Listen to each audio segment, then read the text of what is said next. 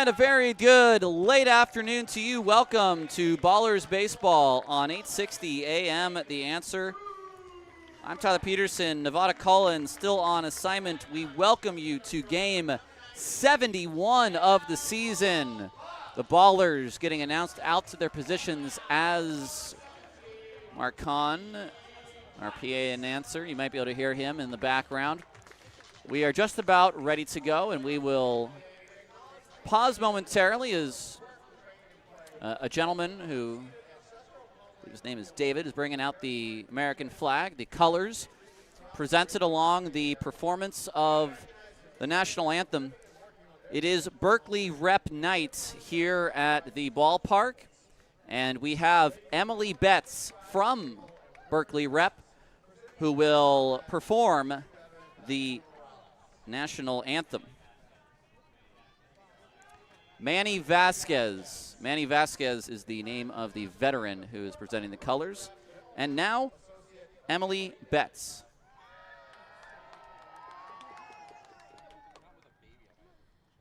Oh, say, can you see by the dawn's early light what so proudly we hailed at the twilight's last gleaming, whose broad stripes and bright stars through the perilous fight o'er the ramparts we watched were so gallantly streaming, and the rocket's red glare, the bombs bursting in air, gave proof through the night that our flag was still there.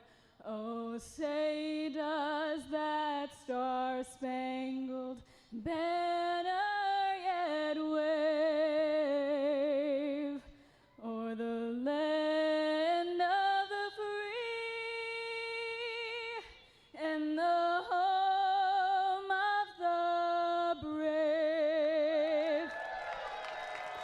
Thank you, Emily.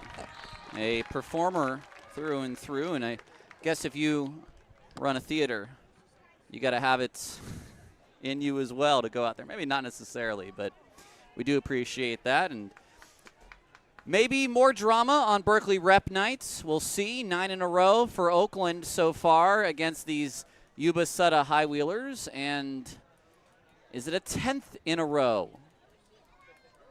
We are yet to see. Here's the lineup for Yuba Sutter. They are 8 and 14. They are last in the second half. That is what Oakland has done to them. It is really a brand new world for these High Wheelers. They have not lost like this in their franchise's history, which is only as long as Oakland's franchise history, I suppose, but still. This is totally new to them and totally new to me. Bobby Leday will lead it off. He'll be the DH. River Orsak, the left fielder, will hit second. Gio Brusso, the first baseman, hits third. Cuba Bess, the catcher, bats fourth. Evan Berkey, he's had a nice series. The shortstop, who has 4 home runs in the series, he'll hit fifth. Cooper Hext is the right fielder. He'll bat sixth. Connor Denning, the third baseman, bats seventh. Kirkland Banks at second, bats eighth. And Landon Wallace, he'll be in center field. He will bat ninth. On the mound is the left-handed pitcher, Reed Butts. Reed has a team-high 8 victories on the season. That is a new Ballers franchise record. I will not be surprised at all to see more than one Baller get to that amount this year, because you've got Short with 6 wins, Tanner with 6 wins, St. Pierre with 6, but only Butts has 8. It's second most in the league. Matt Sox of the Paddleheads has 9. Reed will go for that 9th win today. A 5.23 ERA, 12 starts for him, 63 and 2/3 innings, 51 Ks to 32 walks in 63 and 2/3 innings. Batters hitting .291 against him this year. Here is Bobby Leday. Powerful right-handed hitter will lead off for the High Wheelers, and the first pitch is high. And we are underway right at 4:35 p.m.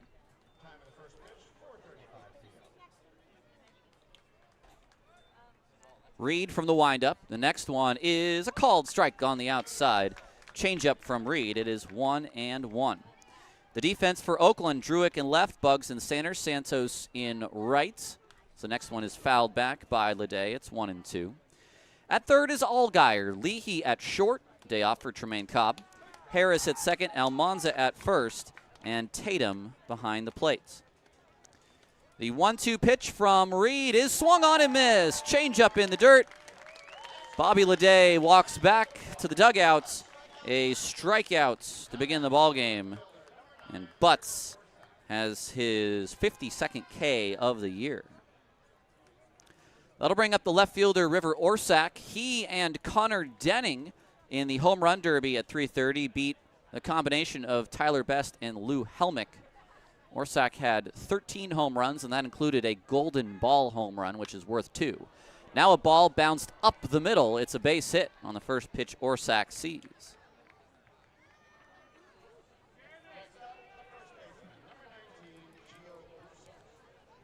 Single for Orsak.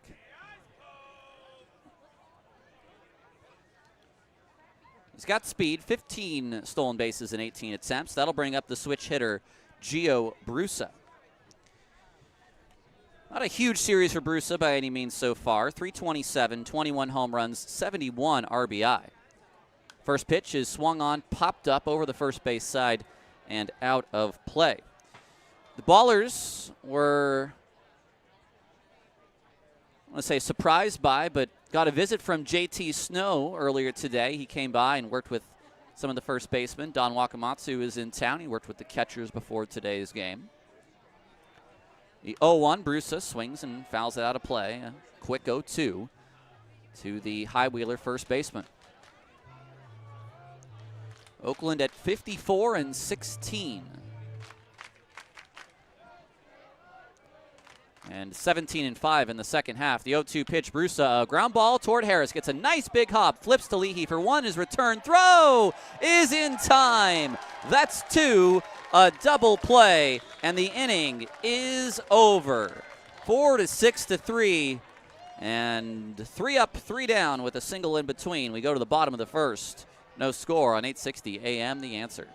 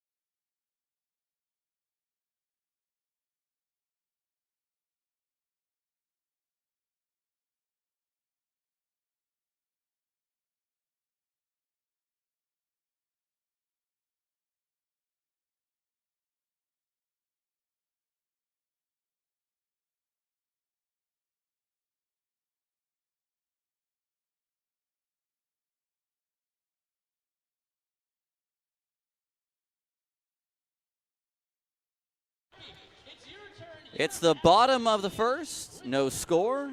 Yuba and Oakland in the, this is now the 11th straight game between these two teams, and Oakland has won the previous 9 in a row. The lineup for Oakland is as follows. Leahy, the shortstop, leads off, followed by Isai Santos, the right fielder. Cam Buford, the DH, bats third. Christian Almanza, the first baseman, hits fourth. Danny Harris at second, bats fifth. Jake Allgaier at third, bats sixth. And a bottom 3 of Dylan Tatum at catcher, Davis Druick in left field, and Darryl Buggs in center. Well, the last time the High Wheelers won, it was last Tuesday, and this man was on the mound, Matthew Kavanaugh. 4-2 this year, a 6.10 ERA. He's struck out 34, walked 18 in 49 2/3 innings. Now, even though the last time the High Wheelers won, Kavanaugh was on the mound, the last time Kavanaugh was on the mound, Oakland won. So you can work out exactly what I'm saying there without sort of a Schrodinger's pitcher situation. Here's Leahy, because Kavanaugh started both games 1 and 6 in this 12-game series. The first pitch to Leahy is a called strike at the bottom outside corner on what looks like a sinker from Kavanaugh at 87. It's 0-1. Leahy at 286, 11 home runs, 36 driven in. Next one is too low, 1-1.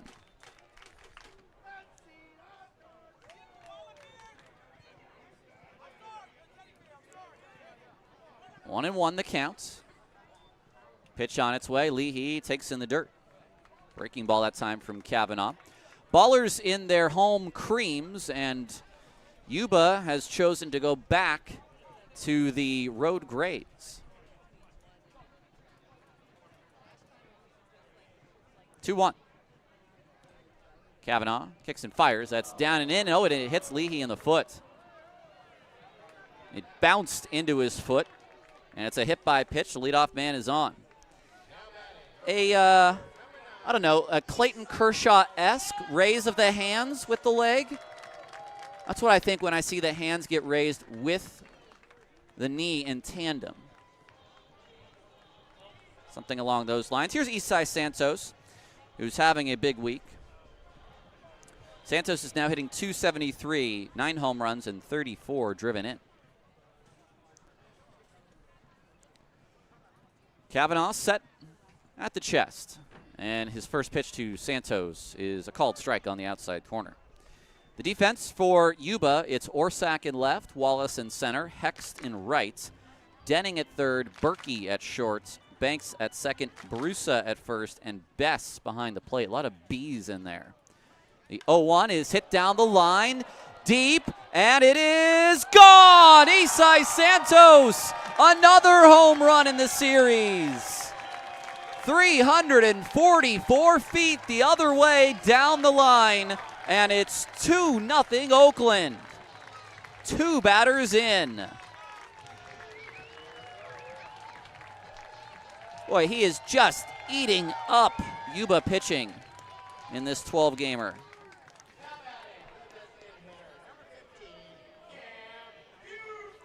He becomes the 7th baller this year with double-digit home runs.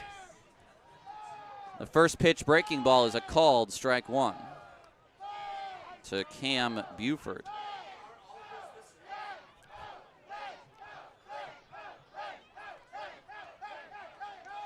The 0-1, Buford swings and fouls one at the dish.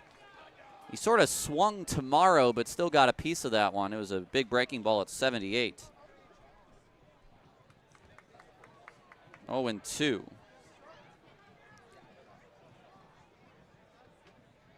Three-homer night just 2 days ago for Isai. 0-2 pitch is past everyone to the backstop. It's 1-2, way high and outside. A 2-homer game last Saturday. A 3-home run game 2 nights ago. Another home run here. The 1-2, Buford looks at strike 3 called, and he is gone on the breaking ball. Just has not been able to see any of those 3 breaking balls he was thrown in that at bat. Backwards K, it's a first out of the first. Here's Almanza.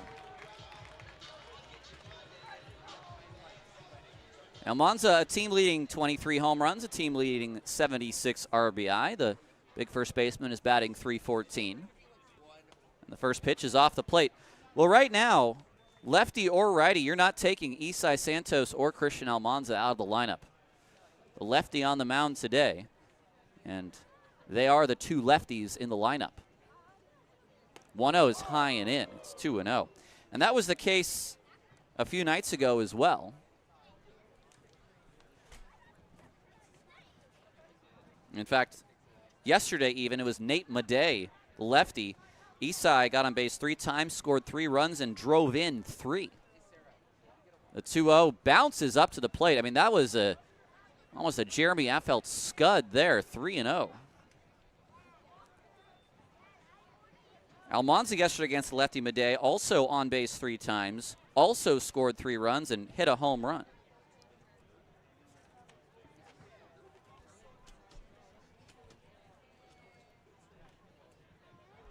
Two 2-0 Oakland in the first. Santos 2-run blast. They're empty with 1 out for Almanza, who has a 3-0 count. Pitch from Cavanaugh way high, and it looked like he was trying to aim that ball to home plate. A 4-pitch walk to Almanza.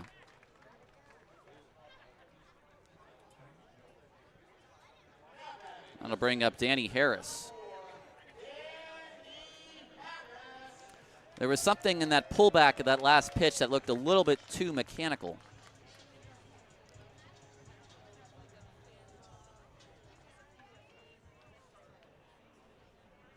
Danny at 309, 11 home runs, 59 driven in. Swing, line drive, base hit to center field. The center fielder will pick it up and throw it in. Wallace, that'll hold Almanza at second. 2 men on for the Ballers with just 1 out, and that'll bring up Jake Allgaier. Well, if you weren't already a Jake Allgaier fan at the beginning of this series, with the Ballers down 3 in the 9th, he drove in the final 2 of 4 runs the Ballers scored to walk off the High Wheelers. The High Wheelers have lost 9 in a row, but the first 2 games of this series looked like High Wheeler wins, both of them. The first pitch to Allgaier. It's a breaking ball down low. It's ball 1. They were up 3 in the 9th. They were up 3 in the 8th. And both times they blew it. And it was not just Oakland hitting. It was errors, walks, things you are not really used to this Yuba Sutter team doing. 1-0 to Allgaier. He looks at strike 1, gets backdoored by the breaking ball. That's a nice pitch from Cavanaugh. It's now 1-1. First and second are the base runners for Oakland in this 2-0 game. They lead in the bottom of the first.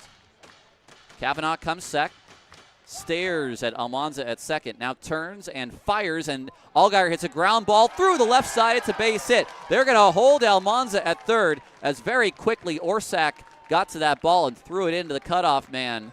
It's back-to-back hits, 3 straight base runners, and bases loaded for Dylan Tatum.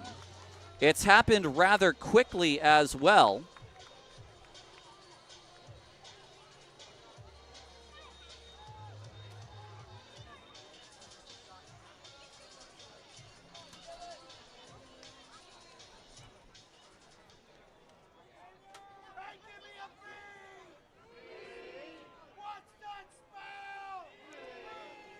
The first pitch is a breaking ball low.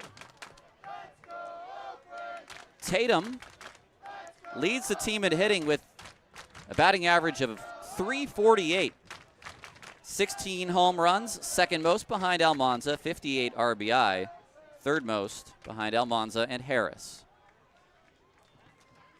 Pitch is a fastball, catches the top of the zone, and Tatum wants to challenge.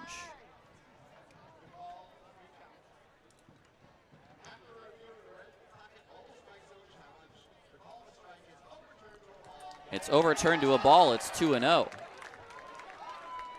It's not very helpful to Cavanaugh right now, who needs strikes.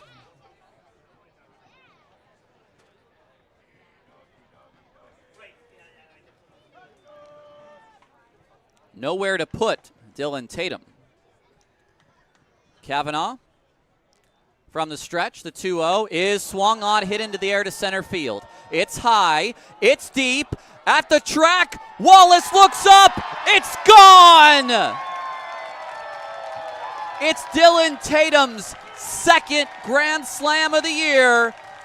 And in the first inning, it's 6-0 Oakland.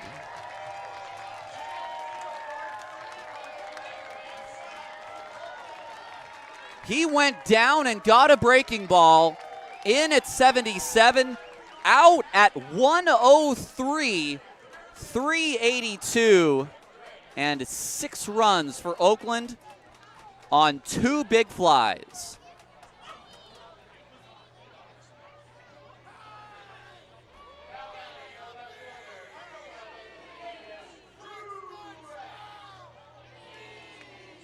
Now Davis Druick. The first pitch, Druick takes outside. Well, on 2-0, Kavanaugh had to throw a strike. I don't even know if that was really a hanger at all. He had to go down and get that pitch. Now Druick swings and fouls one out of play. It's 1-1. It was a good swing on a good pitch.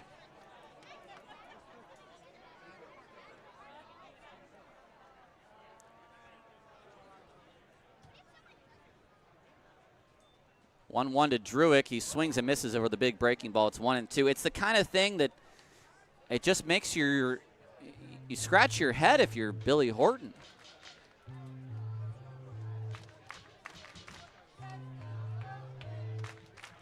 So 1-2 to Druick. The next pitch is swung on and missed. And Druick is down swinging. I guess I'm remiss to say that there's 3 lefties in the lineup with Davis Druick. So the other 2 lefties got on base. He does not. Kavanaugh has struck out 2. Here is Bugs.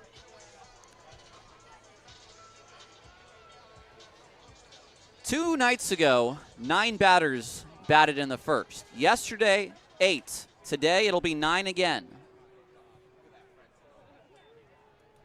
The pitch to Bugs, fastball, a called strike at the top of the zone. Well, a consequential challenge for Tatum on the 1-0 pitch.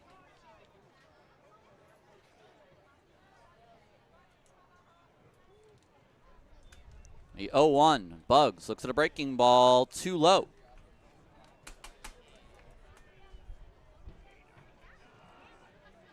(6-0) Oakland in the first.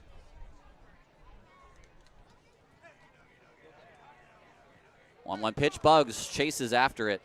It's 1-2. Darryl Bugs the second at 243. 3 home runs, 16 RBI, but 42 hits, 41 runs, 24 stolen bases. 1-2 is low. It's 2-2. 6-0 Oakland in the first.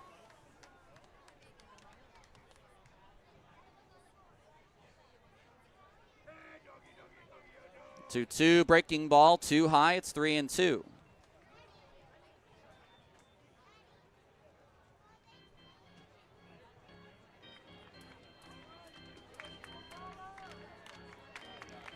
Payoff from Kavanaugh. Low for ball 4.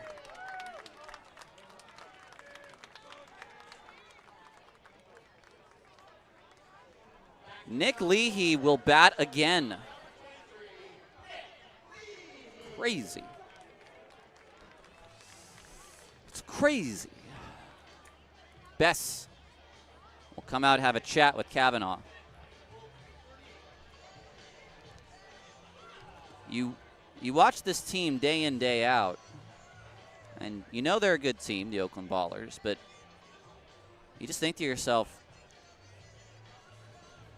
they really can keep this up? Well, at least 1 inning in today.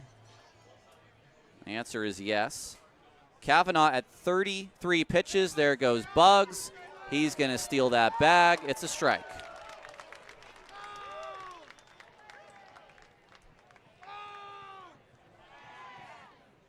It's a 25th steal for Bugsy.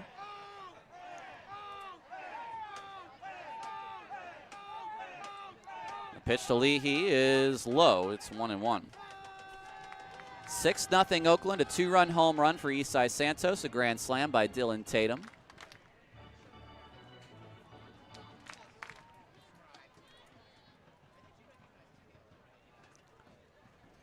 Kavanaugh waits. The pitch to Leahy is in the dirt, blocked by Cuba Bess. It's 2-1.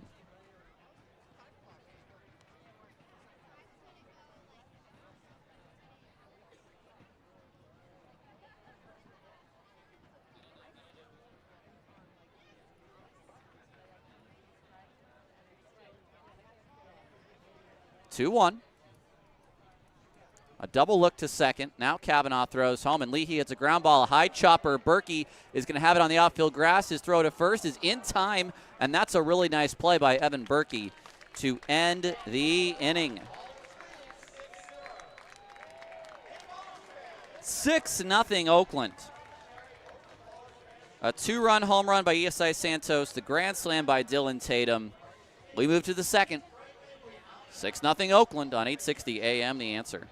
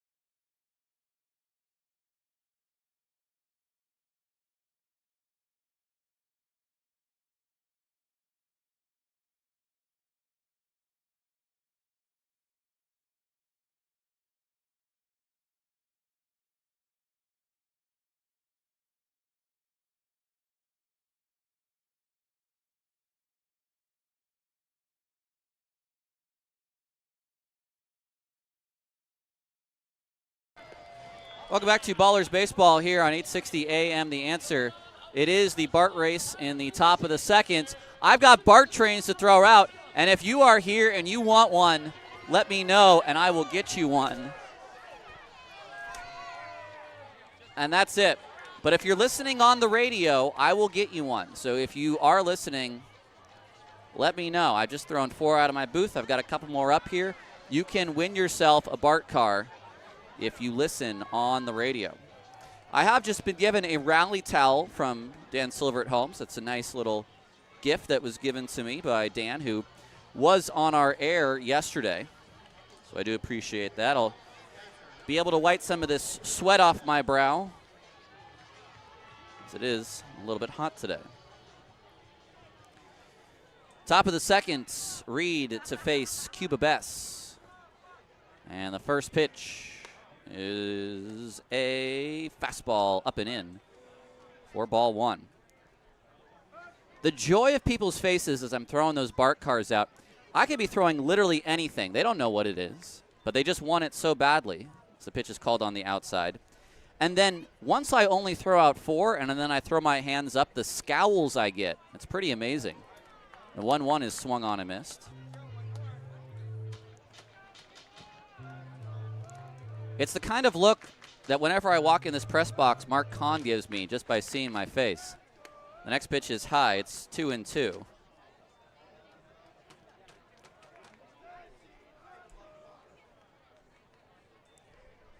A 2-2 on its way. Swung on and missed. Butts blows it by Bess at 89. I'll tell Reed it was 90, though. There's one away. That'll bring up Evan Berkey. I don't think there's a high wheeler who's had a better series offensively or defensively than Evan Berkey. I mean, he has really hurt Oakland since joining this team. First pitch fastball, a strike at the top of the zone. It's 0-1.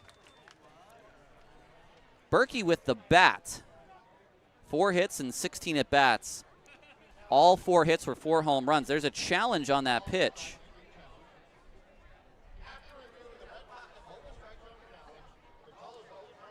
It's overturned to a ball. So 2 challenges so far on high fastballs. Both have been overturned. So Grant Myers will have to bring down the top of the zone a little bit. 1-0. Next pitch, too high. That is a challenge-influenced call there. It's 2-0. 6-0 Oakland here in the second. The next one is a called ball as well, 3-0. And again, a little too high. 3-0 to Berkey.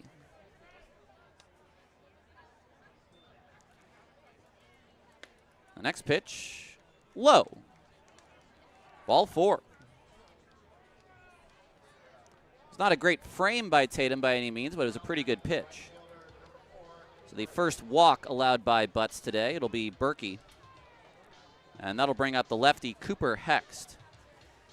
6-0 Oakland here in the top of the second. It's 6 runs on 4 hits.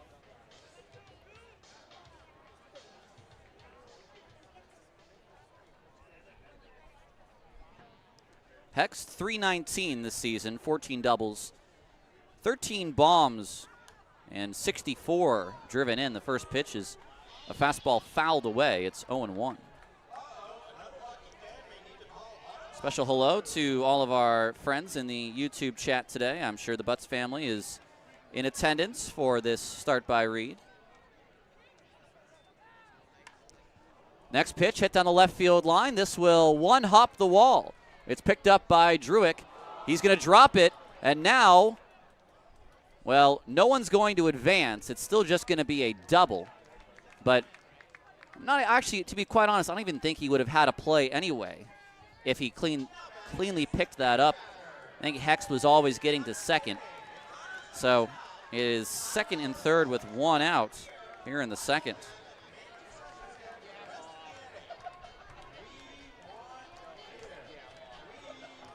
That'll bring up Denning, who was one of the 2 home run derby contestants.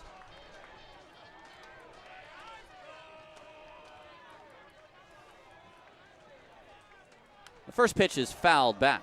Strike 1 to Denning, who is the beer batter today.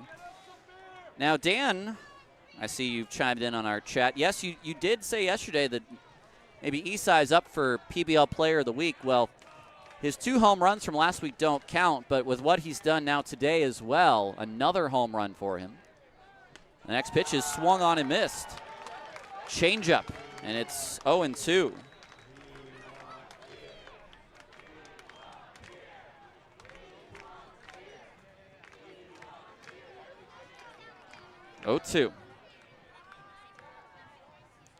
Butts comes set, and the pitch is off the plate.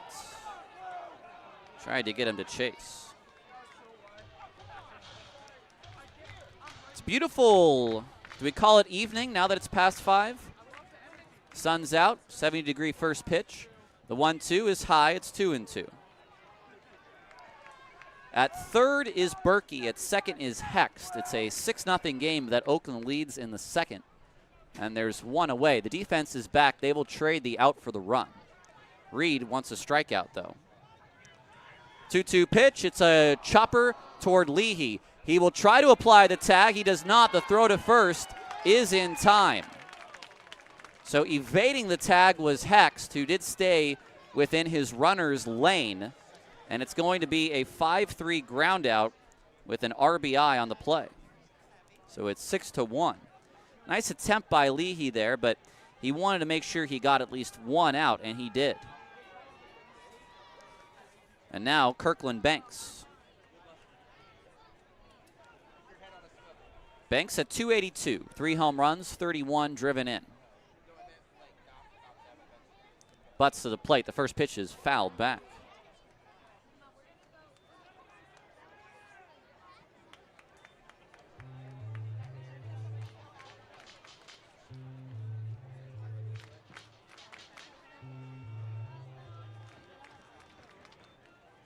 The next pitch is high.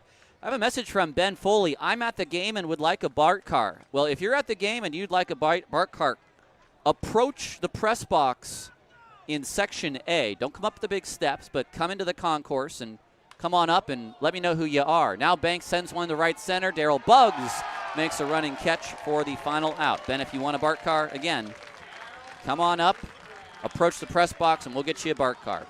The Highwheelers score a run here in the second. It's a run on a hit, no errors, a man left on base. We move to the bottom of the second, 6-1 Oakland on 860 AM The Answer.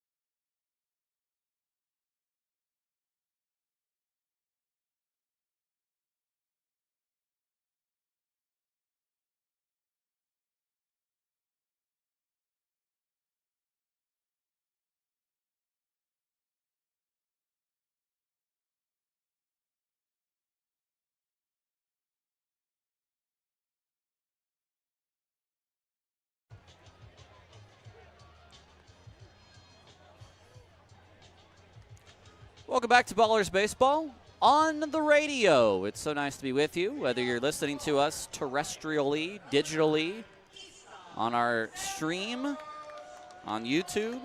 And again, Ben Foley, if you're at the game and would like a BART car, approach the press box from the Section A side and let me know who you are. Isai Santos gets his second at-bat here in the second inning. The last time he did that, it was his second home run of the game a couple nights ago. The first pitch to Isai, he takes a breaking ball for a called strike one. A 37-pitch inning for Kavanaugh for those 6 earned runs and 4 hits.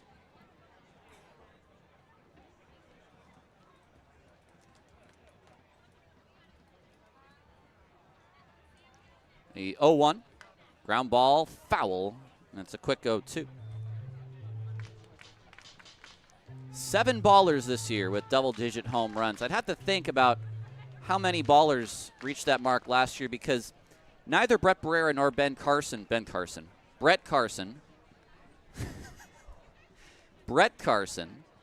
had double digits as ballers. So the next pitch is low. Because technically,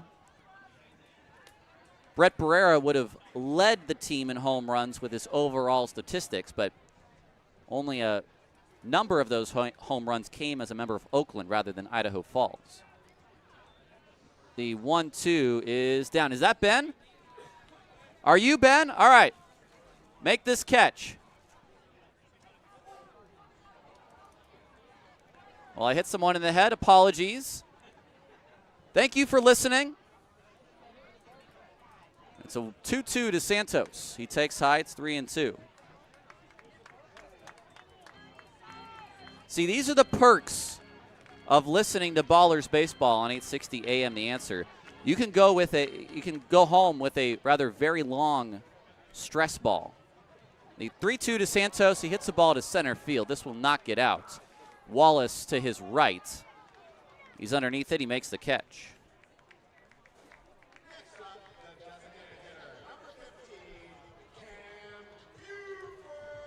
One out for the DH, Buford, who struck out looking in his first at-bat. Really could not get a feel for the Kavanaugh curveball. 6-1 ballers in the second. First pitch to Buford, a ground ball into the glove of the third baseman Denning. His throw across is not in time. It's going to be an E5 that brings the first baseman off the bag. I would like to look at it again just to see whether or not he would have beat out that play anyway, but it was a little bit of a snow cone from Denning, who may have, slightly surprised himself by the catch. Either way, it's a runner at first. It'll go down as an E5 for now, and we'll take another look. Here's Almanza. Instead, Buford will take one step back on the throw over. I don't know that we have a good enough look. We might need this look if we have it. Kavanaugh to the dish. Ground ball to first. Brusa fields the ball, throws the second for one. The return throw is not going to be in time. I don't think Kavanaugh was in a position to cover, but it'll be the second out on the fielder's choice.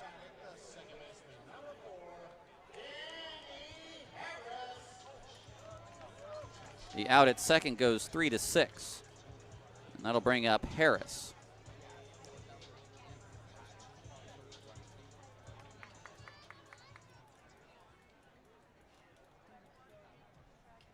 Here's the first pitch to Harris.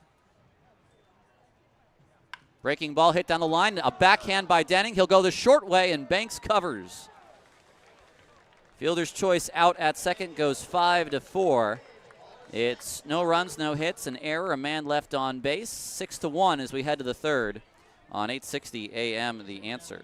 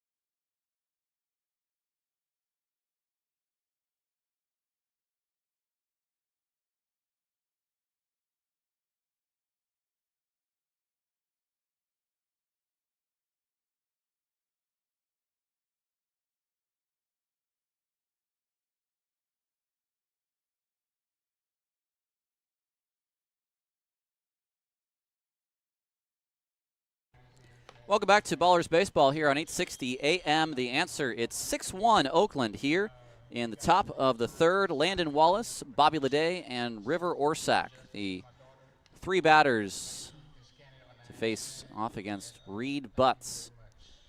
A quiet inning for Kavanaugh, allowing just the error, and we don't have a definitive look to know it was a hit, so it will be an E5.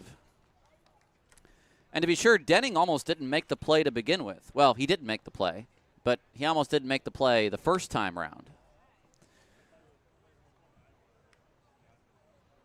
Tatum with the throwdown, and we are ready to play again.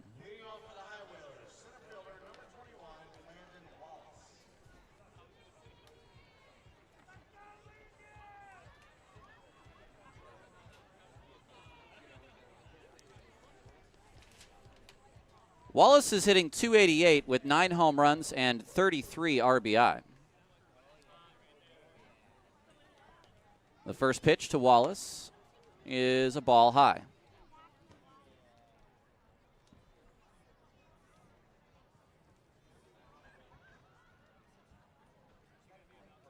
The next pitch to Wallace is a high drive to left field.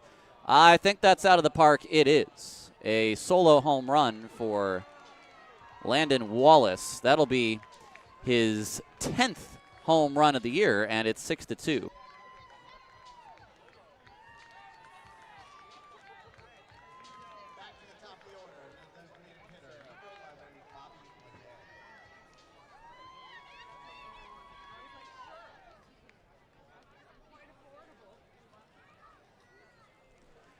That'll bring up Leday. First pitch to Bobby Leday is a called strike. Leday struck out swinging in the first inning. And now he hits a ground ball up the middle. Harris rounds this out. Gloves, fields, throws. It's in time.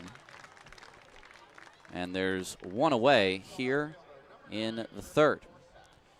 Well, we told you that it was Berkeley Rep Night, and we have a member of their staff with us now. We have Victor Cervantes, the associate producer of New Work. And I can't help but think of Miguel Cervantes in one of my favorite plays, which is Man of La Mancha. And Don Quixote is Man of La Mancha. The next pitch, grounded by Orsak to Leahy. His throw across the diamond is in time. A very quick 6-3 for out number 2. Victor, again, the associate producer of New Work at the Berkeley Rep, and I would love to know, Victor, New Work, is that sort of scouting out what you might find out there? Is that working new twists on old tales? Where does that sort of take you? Great question. All the above. Here's a high, deep drive, and I'm going to have to cut you off again because that one is gone by Brusa. It's another home run. It is 6-3. And let's not talk about a Highwiller home run. Let's talk about the New Work. I mean, it's all the above. Recruiting, scouting, putting different twists on plays. It's very similar to baseball in that way. Recruiting different artists, seeing who comes through to help illuminate and entertain here in the Bay. Now, I don't know if you are in your guys' season right now, but what are some of the upcoming productions at the Berkeley Rep? Yeah, we kick off on September 5th, actually. Ooh. So coming up right now in less than a month with The Reservoir by Jake Brash. This beautiful intergenerational story. It's hilarious. Okay. It's about a kid moving back to Denver and spending time with his grandparents and chaos, love, family. A little drama, a little theater. Drama, yeah. The next pitch is popped up, nearing the Highwiller dugout. Allgaier may have a play, and he will not make the catch. I don't think he was really underneath that ball at all.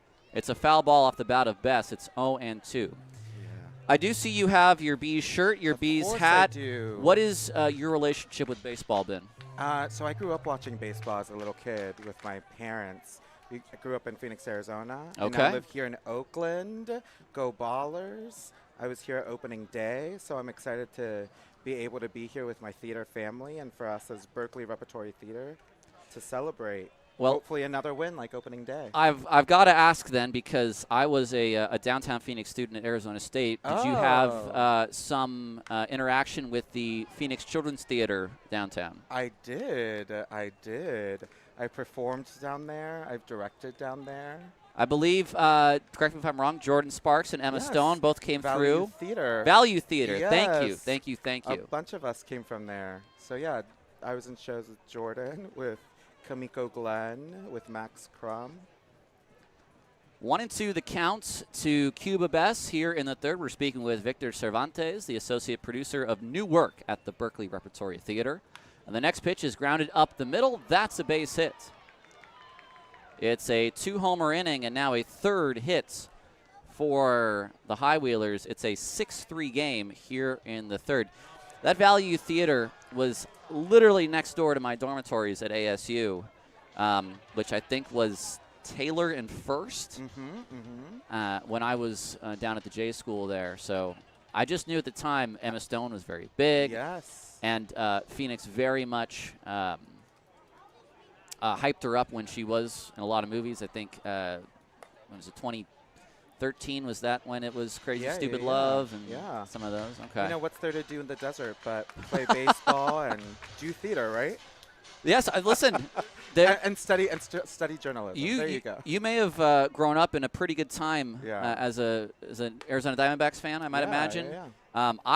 I like Chase. I have liked it a lot. I know a lot of friends I had down there sort of were long-suffering Suns and Cardinals and Diamondbacks fans. But if you grew up maybe about 2000, 2001, you saw a couple World Series victory there.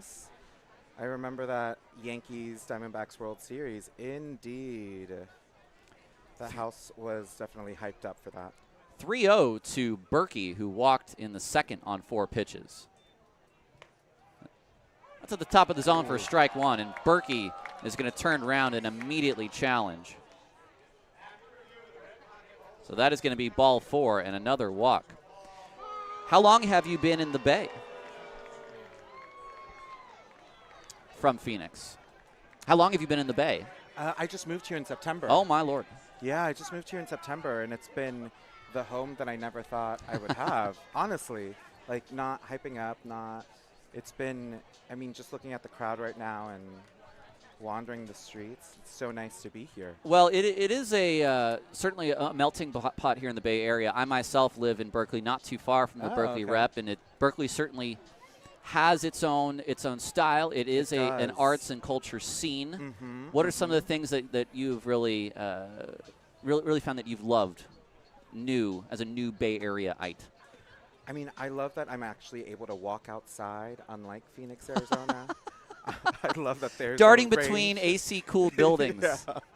That I'm not just stuck to the back of the chair in my car. Ground ball hit to Harris. He charges in. He throws to first. He makes the play. The inning is finally over.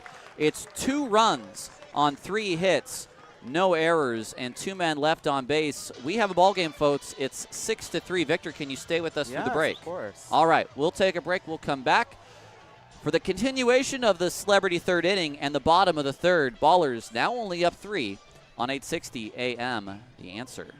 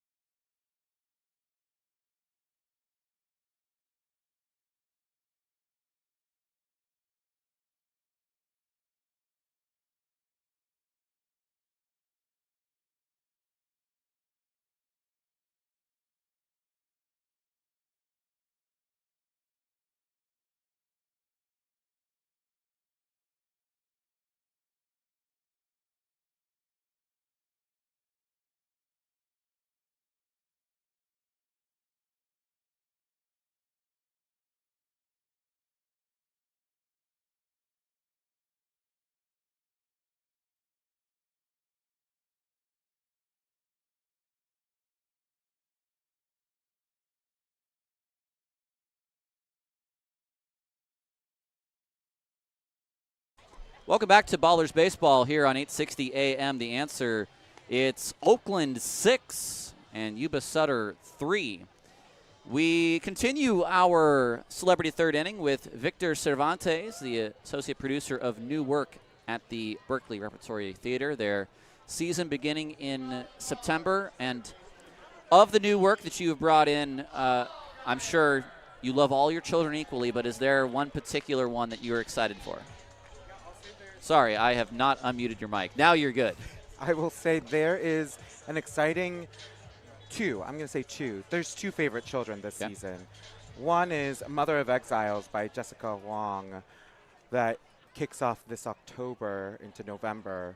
And it kicks off here in Angel Island, an immigrant story. And it follows a family through 200 years, generations. First pitch to Jake Allgaier is a called strike, and that, of course, has some local flavor because if you have been to Angel Island, you have seen the stations in which Chinese immigrants came in and were processed. Allgaier sends the ball up the middle. It's into center field for a base hit. So that will have some certainly local interest. What is the other? Definitely, and the other one is The Lunchbox, a new musical based off of the film by Ritesh Batra.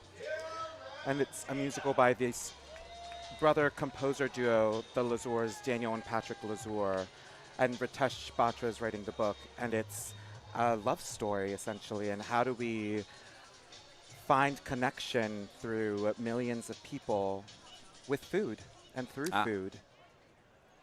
Here's Dylan Tatum. His grand slam in the first inning was the last time the Ballers scored, and the first pitch is way outside for ball one. So leadoff single by Allgaier. YOLO, first time today for YOLO. Yuba Sutter has scored 3 unanswered runs. It's 6-3 in the third. Now, I was you could call me a theater kid in my youth, and you know, it sort of goes hand in hand with broadcasting as far as Tatum hits this down the line. It's fair, over the bag. This will be extra bases, and now it gets by the left fielder. They're going to send Allgaier. His helmet's coming off. He's going to score. It's an RBI double by Dylan Tatum. No error on the play. The left fielder, Orsak, just could not get that ball out of the corner. Took a wicked hop. Victor has his first run on the radio. It's 7-3. I was going to say That's a good double. Yeah, a brilliant double by Tatum, who's now driven in 5 today. Theater and broadcasting and, you know, working out some, you know, stage fright as a kid, it kind of all goes hand in hand. You're a performer on the mic. I've been on the mic. I've been behind the scenes as a producer as well. I want to know from your youth as a performer yourself, what was one of the roles that you really enjoyed when you think about your time on stage? One of my favorite roles that You can think about it. Drew takes a ball high. I don't know if you expect to get this in depth on theater with me. I did not. Not a baseball game. I'm like, I'm sweating, and now you're making me sweat more, Tyler. Hey, it's a beautiful day out, though. 70 degrees in Oakland. The 1-0 to Druick is down low. I'm going to go very classic way back. Okay. When I was in New York, I did this show called Vasa Pechenova, a Russian classic. But it was with this really famed director, Moritz von Stupenagel. And I played this uncle that just wanted to make sure that the family stuck together. Swung on a miss, 2-1 to Druick. And for me, that really is a call to, why I'm here is, how can I celebrate the roots that I come from, my family. And that's a through line in my life. And being here, seeing families come out, seeing our own theater company with their own families, rooting on the Ballers. So that's one of my favorite roles, thinking about it. The next pitch is outside 3-1. This is the second straight year that the Berkeley Rep and the Oakland Ballers have had a Berkeley Rep night, which has been a ton of fun, again, to host you guys out here. The 3-1 to Druick. Kavanaugh throws, and it is low for ball 4. So Oakland has put the first 3 batters in the inning on base. It was a single for Allgaier, the RBI double by Tatum, and now Druick walks. That'll bring up Darryl Buggs 2 on, none out, 7-3 Oakland leads. We're still speaking in our Celebrity Third Inning with Victor Cervantes, associate producer of New Work. Now, I work in baseball all day. It's tiring, but I can still go home and watch a baseball game on TV. Is that how you are with theater? Oh, definitely. Okay. Oh, I will stay up till 2 a.m. watching anything and everything. Bugs to left field. Keep going. It's deep. It's And gone. out. Darryl Bugs, a 3-run home run. He has his 4th home run of the year. And Oakland has reestablished their big lead. It is 10-3. It's the 3rd home run of the game. Bugs jumped on a fastball at 86 right down the middle of the plate. And it's 4 runs here in the 3rd. That'll bring up Leahy. So I ask you that question.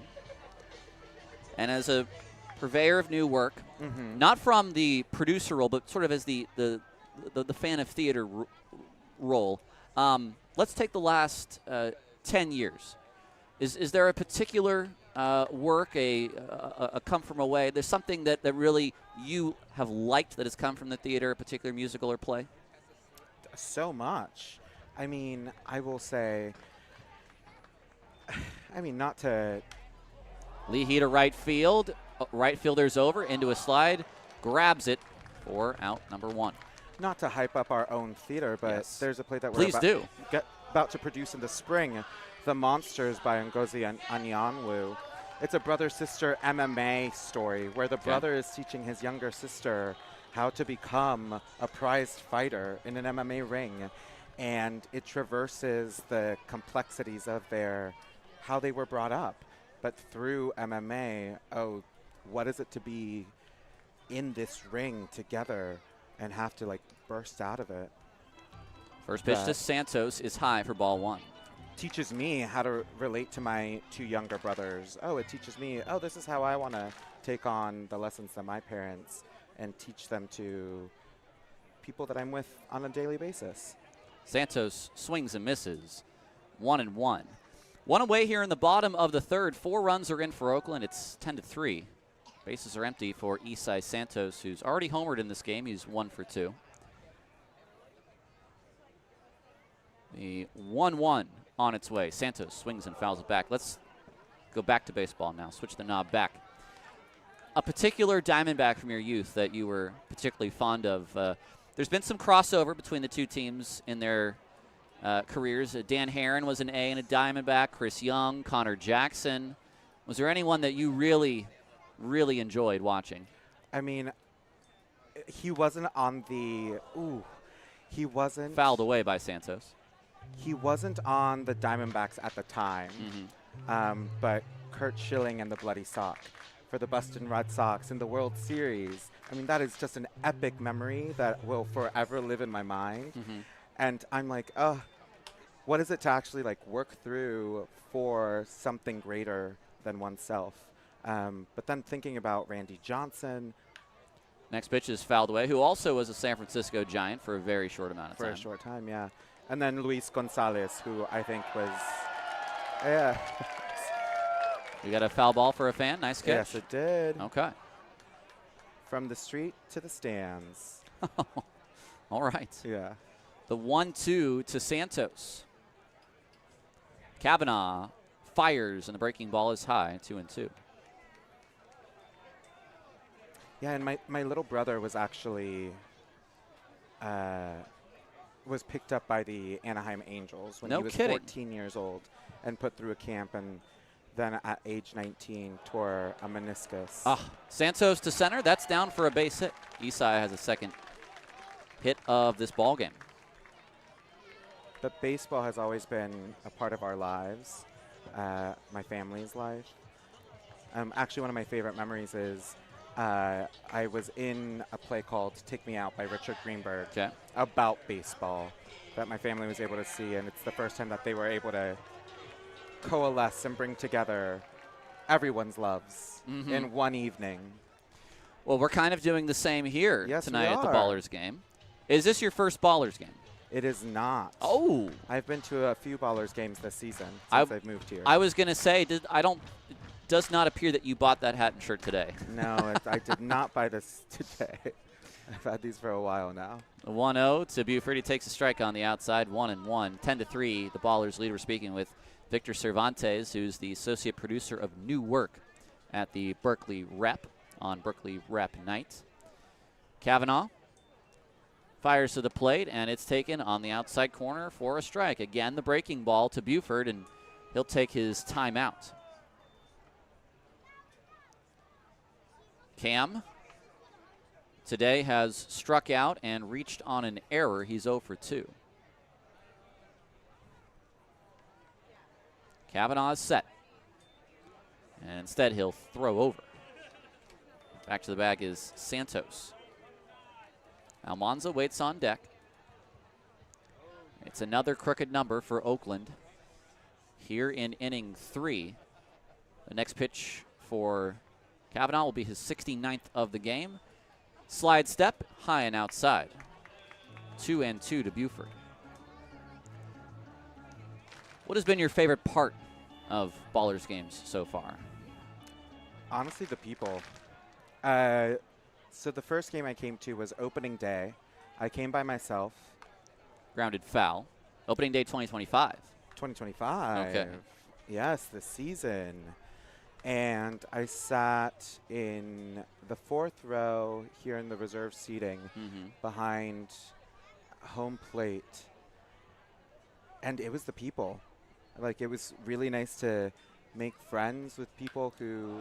Line drive into left center field.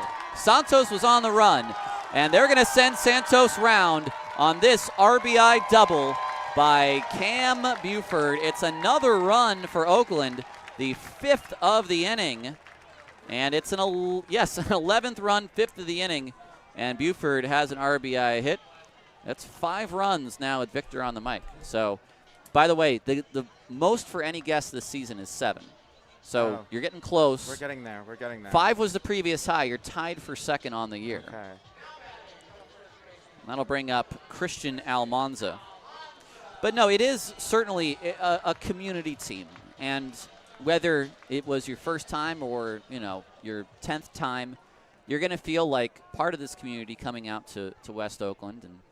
And for me, in my 2nd year, I've loved going to the Prescott Market, getting a coffee before the game. And it is a good time out at the yard. It is. And it's nice to actually enjoy it outside. Yes. Which is something that I'm not accustomed to. First pitch is swung on a miss, or was that no swing on the play? It's a ball low, 1-0. Chase Field, of course, is a domed stadium, and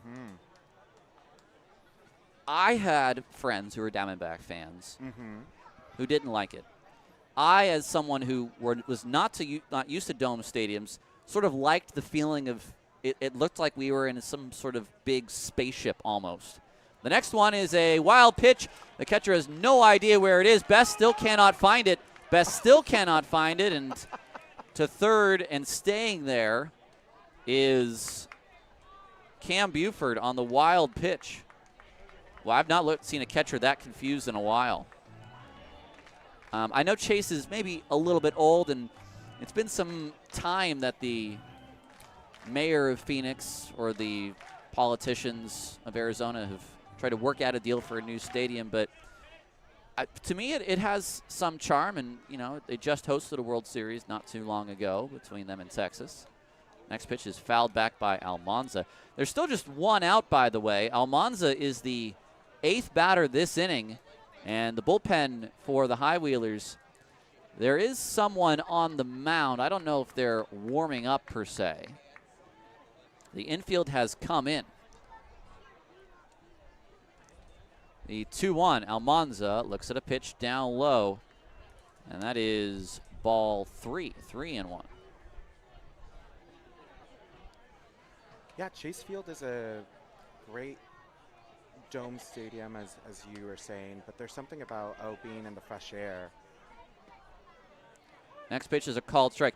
I wonder, do you have fond memories of it? Do you think of it as sort of okay, yes. Yeah, yeah. Because I know, like the Coliseum for Oakland, it's something that I love dearly, but that gets a bad rap. Oh, definitely. Does it need a little bit of a facelift and a little bit of... 3-2, bounce down the first base line. It's fair, and Bruce almost with a little pirouette as he steps on the bag and spins round. A nice play for the 3 unassisted. And this is why baseball players should also take ballet. Yes. Listen, there's not necessarily, and first baseman, I think, is the one spot where, let's say, the athletic build is not always required, but that was a very nice athletic play by Gio Bruce. I think of sort of the Albert Pujols of the world, the David Ortiz. Still have to have good quickness. Harris, a fly ball to right, fairly deep over his Hext. He will make the catch, and that will end the inning. It's a 5 spot for Oakland. They lead 11-3. Victor, I want to thank you so much for coming on. And one last time, for the folks who want to get involved, want to check you out, where can they find you? BerkeleyRep.org. Come check us out, everyone. Season starts September 5th, and we have a really exciting season of 7 shows. All right. Well, thank you so much. We'll take a break. Enjoy the rest of the ball game. Definitely. Oakland leads 11-3 on 860 AM. The Answer. 4th inning up next.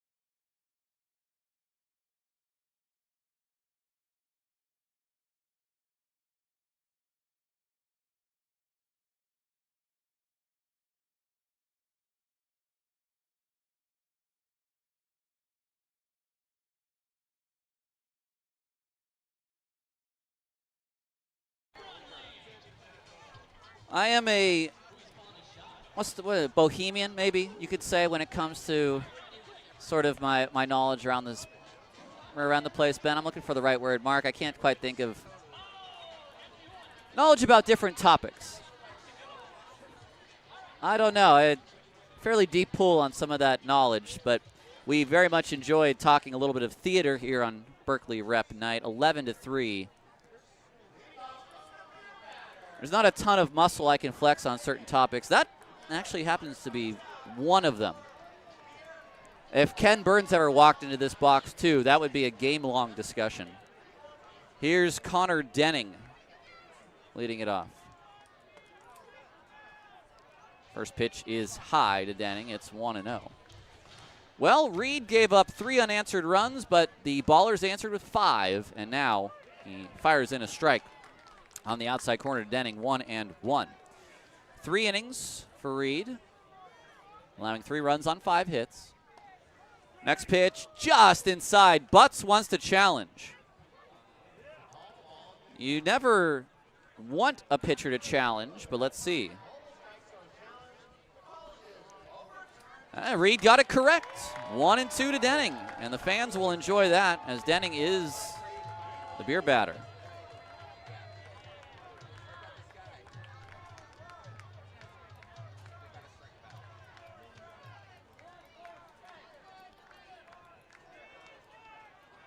The 1-2 on the way. Pitch is outside. I like what Vince said and then retracted, but I do agree. A little bit of a Renaissance man.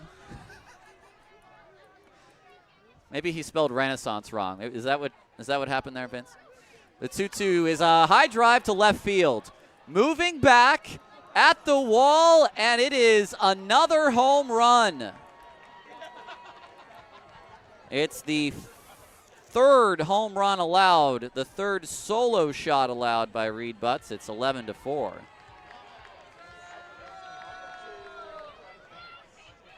Oh, you originally put men. Thank you.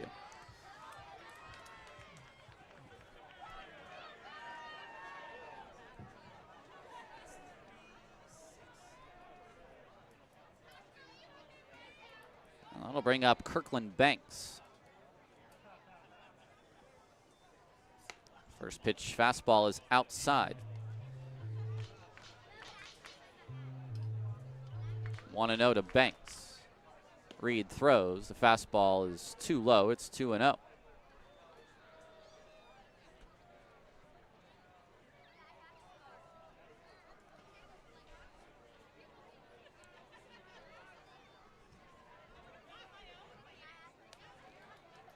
Three and 0 now to Banks. We're in the top of the fourth. Ballers lead 11-4.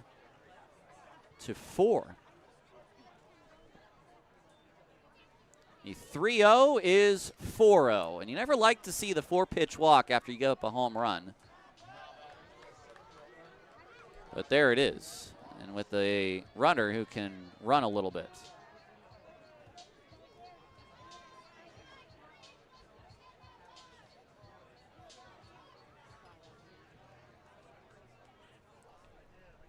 That'll bring up Landon Wallace. He homered off of Reed in his first at-bat. First pitch, line drive to center field. Bugs broke in. Now he breaks back. He makes the catch. 1 out.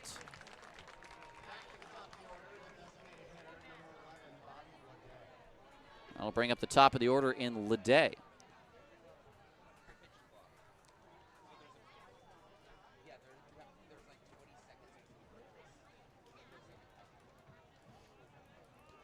Runner at first, 1 away.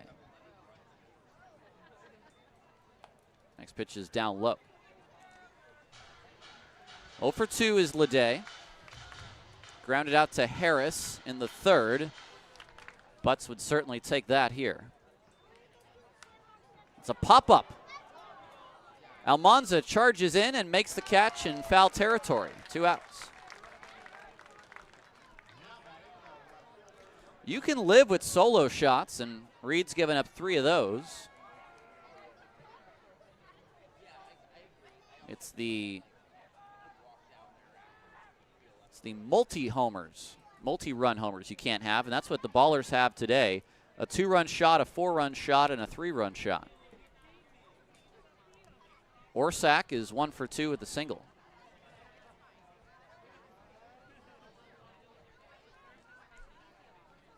Butts the slide step, the pitch, it's hit out toward right field. Eastside coming in, he stops, reaches up, makes the catch, a 1-pitch out against Orsak, and the inning is over. Just the 1 run on 1 hit, no errors, a man left on base. The Ballers take an 11-4 lead into the bottom of the 4th on 860 AM, The Answer.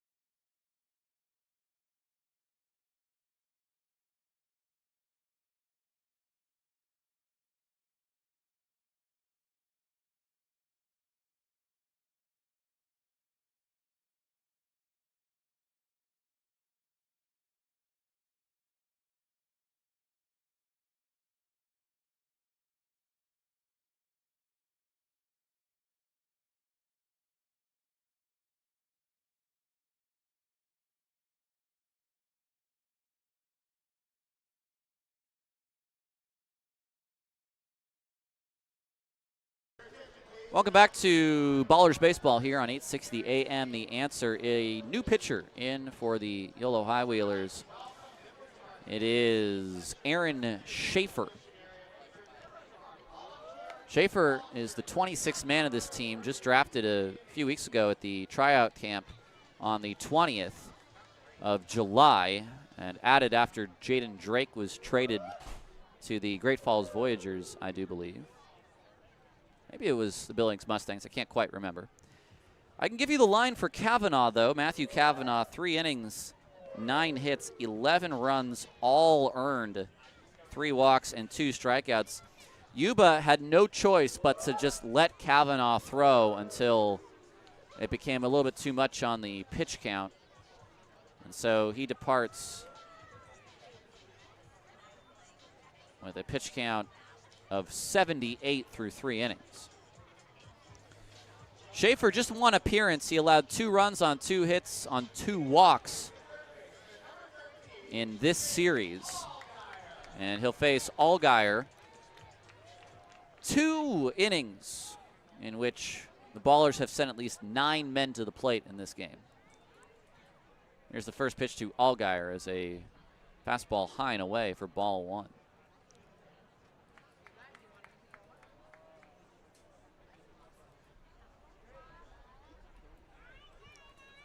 One and 0. First pitch is outside.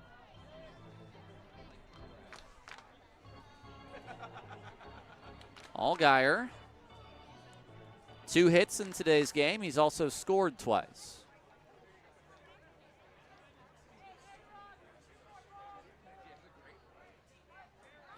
Pitch on its way, a breaking ball, a nice one in for strike 1. If the Ballers win today, it would be a 10th straight win. It would mean the season series would go to Oakland even before the Ballers played their 3rd 6-gamer with Yuba. Now a ball rolled over and hit foul past James Harris down the first base line. 11-4 in the 4th. High-Wheelers have done a decent job at trying to come back and keeping the pressure on. They've scored 1 in the 2nd, 2 in the 3rd, and 1 in the 4th. 2-2 catches the outside corner, and that is strike 3 called. Allgaier, takes strike 3, and Schaefer picks up a backwards K to begin his day. Here's Tatum, who has knocked in 5 in 2 at-bats, a home run and a double.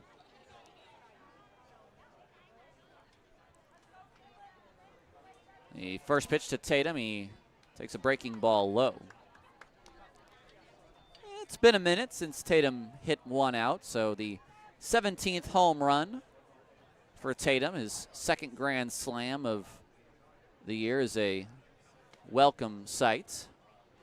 Next pitch is inside, 2-0. He is now officially 2nd on the team with what is now 63 RBI. The 2-0. Tatum, a ground ball toward 3rd. Denning picks it up. His throw across is in time. 2 away. Well, Yuba Sutter would love to get some innings out of Schaefer here. There's still 1 more game tomorrow in this series.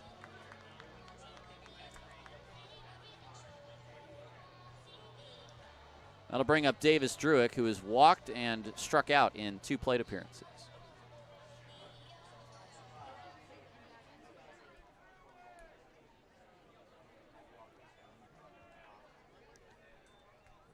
Schaefer's first pitch is swung on and looks like fouled at the plate by Druick. He chased something that really was not close and certainly would not call it his best swing. Now Schaefer from the stretch. Here's a breaking ball hit to right, somewhat shallow, and is the right fielder, and he will make a belt-high catch. Quite a bit of topspin on that ball, but it's a 1-2-3 inning for Aaron Schaefer. Some good work out of the Yuba Sutter bullpen. We move on. We are through 4. It's the Ballers 11, the High-Wheelers 4 on 860 AM. The Answer, the 5th, up next.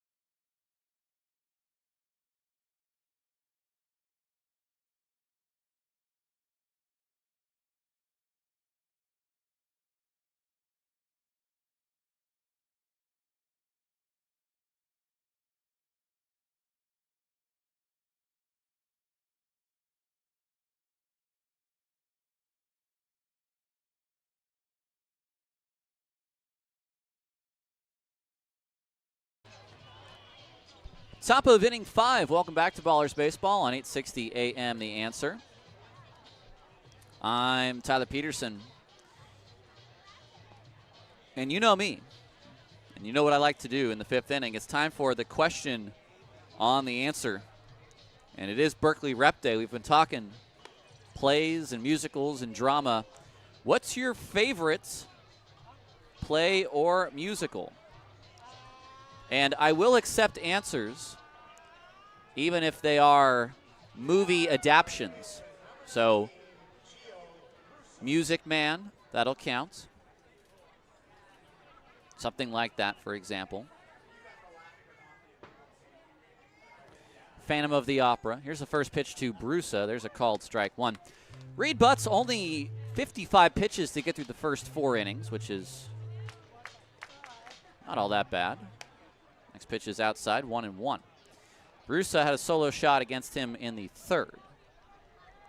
So Reed just needs 3 more outs to be in line for a 9th victory.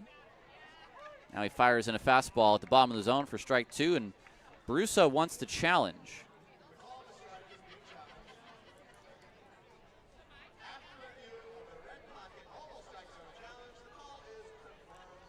It's confirmed a strike. Brusa tilts back and looks up to the sky. He can't believe it. It's the first challenge that has been incorrect today. Both teams had 2 correct before that. The 1-2 on its way. It's swung on, hit to left field. Moving back as a left fielder. It's gone. And that was hung. 11-5. Brusa has now homered twice. Well, that's called turning your day around. You ground into an inning-ending double play in your first at bat, then you come back with 2 solo home runs. That'll bring up Cuba Bess. All right. We have some answers on our question on The Answer as Bess swings and misses. Air Hodge says Marks in Soho by Howard Zinn. Not familiar with that one. Butts Family. Cannibal the Musical. Also not familiar with that one. Next pitch is fouled away. Sean Anderson says South Park, Bigger, Longer, and Uncut, or Bye Bye Birdie. Christy Collier's going with Hamilton. David Smith going with Les Mis.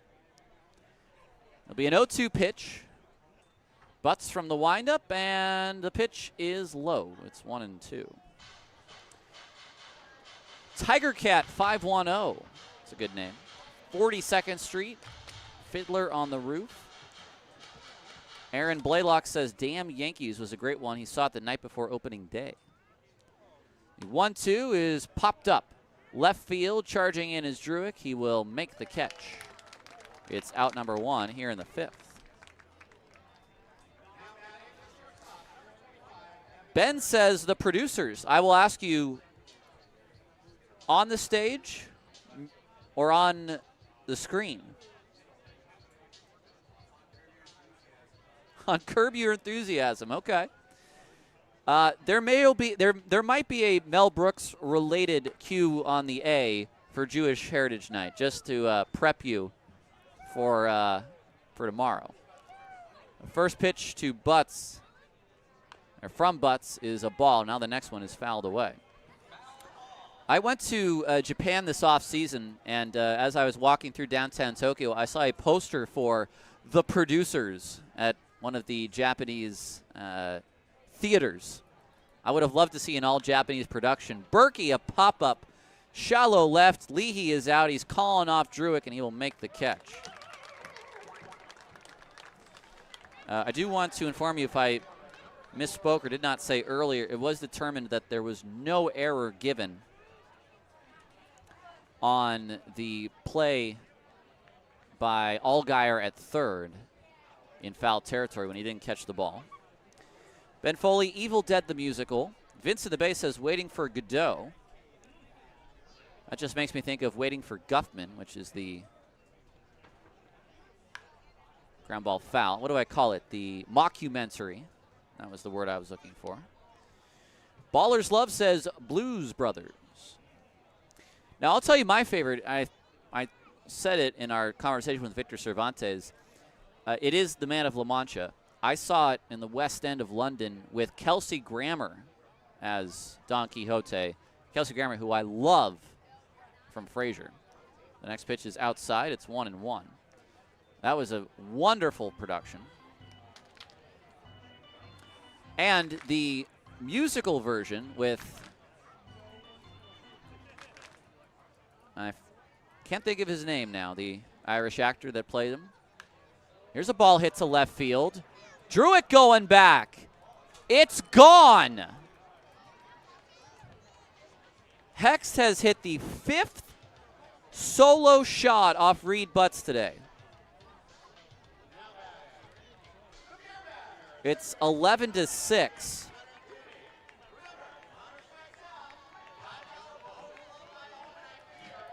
I don't remember a day like this in a while.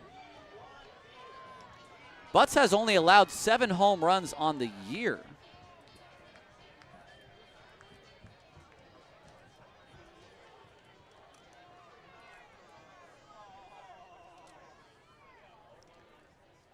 Here's Denning. First pitch popped up out of play. They're not cheapies. They're not what I would call Raimondi left field wall home runs. They're all going over the net. I think every one except for the one Denning hit was over the net. Now a swing, yes, confirms Alan Walker down the first baseline. It's 0-2.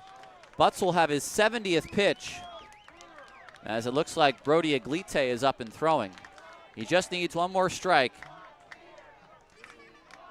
Next pitch is down low. Thank you, Tiger Cat 510. Peter O'Toole played a great Miguel de Cervantes and Don Quixote. Singing in the Rain in Oklahoma. They're both good ones. Next pitch is fouled back. Oklahoma, I don't know. Singing in the Rain, I'm very familiar with. Make 'em laugh, make 'em laugh. 1-2 to Denning, who has driven in 2 today.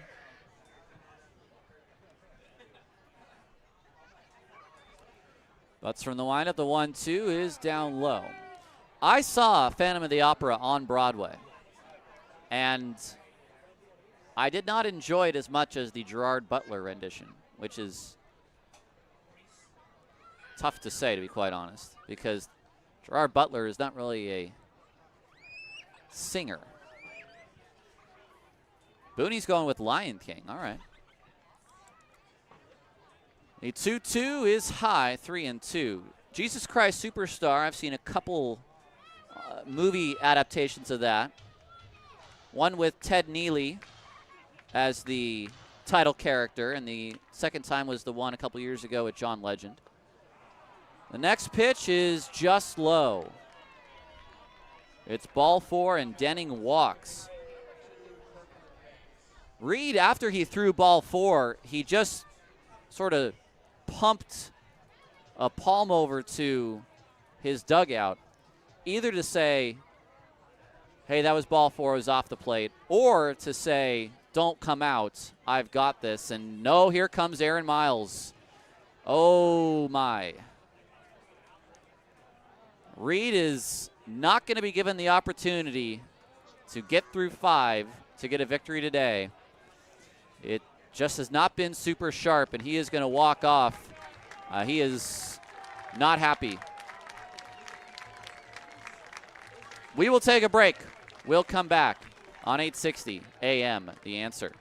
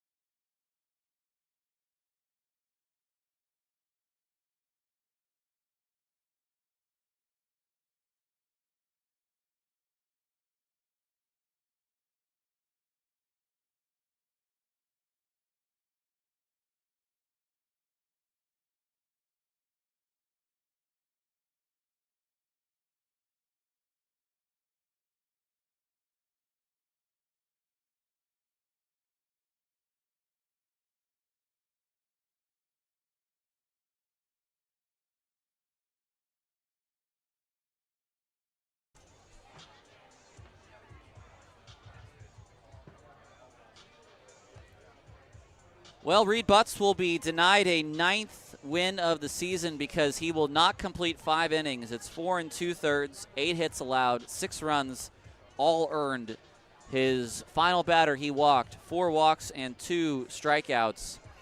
And whatever it is today, it was, I suppose, not good enough to allow him to face Kirkland Banks. It will instead be Brody Iglite. Reed finishes with 76 pitches in 4 2/3.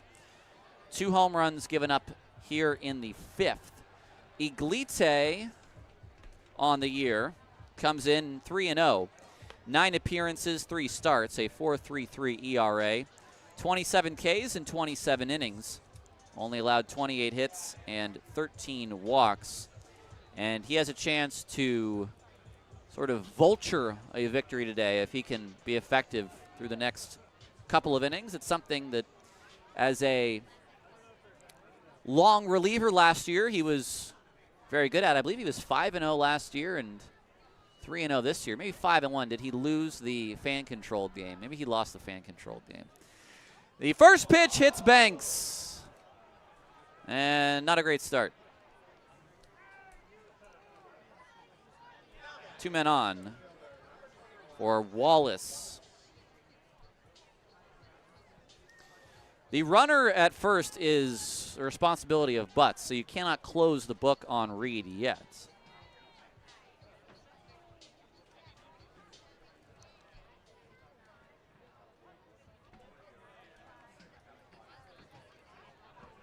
Wallace has homered and flied out. The first pitch, breaking ball is high. I will say, beware. You are up 5. You could only be up 2 with 1 more pitch. If you want to win a 10th in a row as a professional baseball team, you got to stay locked in. There's a strike from Iglite. They never come easy as Oakland might have made it look in this win streak. Every day is a new day. And the Highwheelers just 1 less hit than Oakland. 1 fewer hit than Oakland. The 1-1 breaking ball off the plate. It's 2-1. We want to stay grammatically correct, especially if any of my news writing teachers are listening. 2-1. Iglite to the dish. Wallace takes inside. 3-1.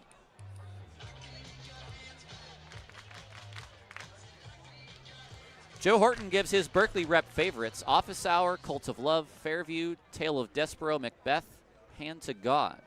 We are talking favorite plays and musicals here. Line drive into the glove of Allgaier. And the inning now finally is over. It is 2 runs on 2 hits, no errors, and 2 men left on base. We head to the bottom of inning 5. It's the Ballers up 11-6. It's now, for the second time today, 3 unanswered runs by Yuba Sutter. The Ballers will send Bugs, Leahy, and Santos to the plate in the bottom of the inning on the other side. Ballers baseball on 860 AM The Answer.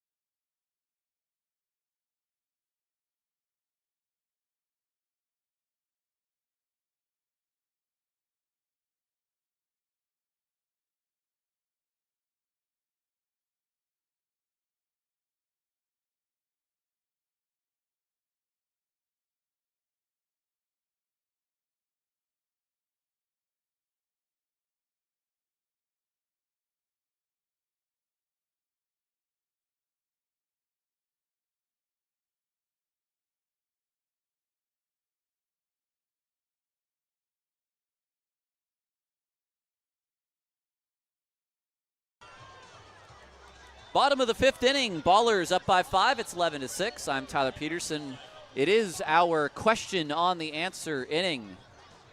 If you'd like to chime in, let us know on our YouTube chat.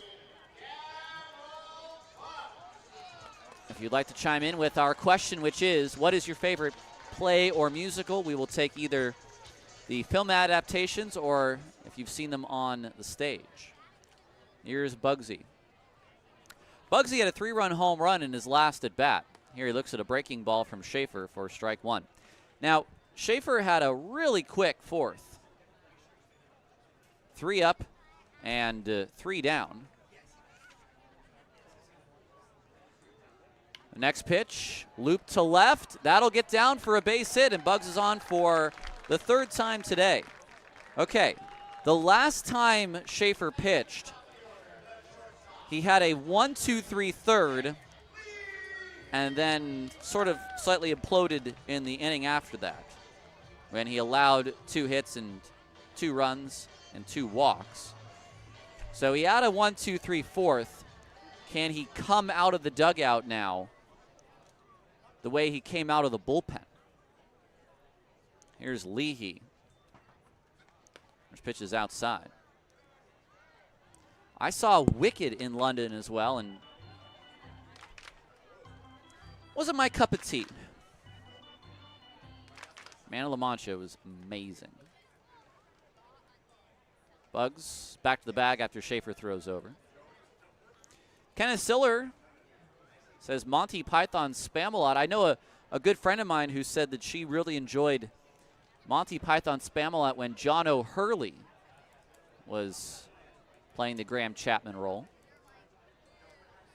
The 1-0 is a breaking ball for called strike 1. Think about Holy Grail. I guess it was King Arthur.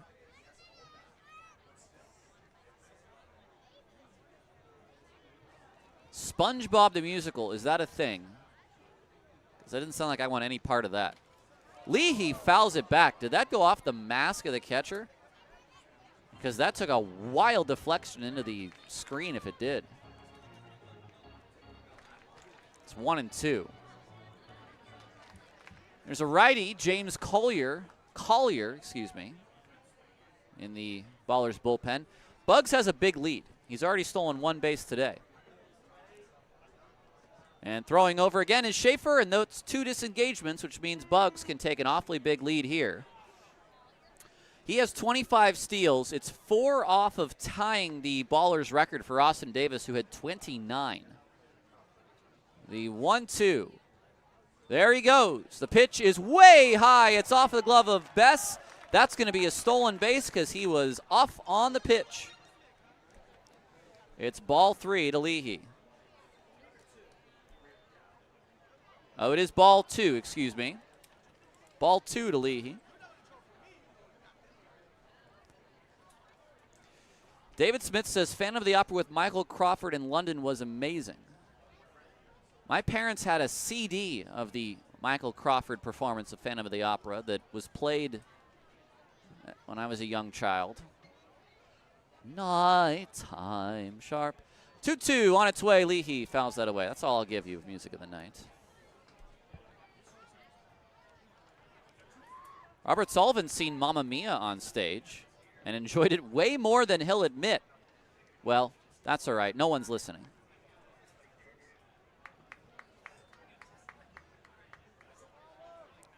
Schaefer comes set on 2-2.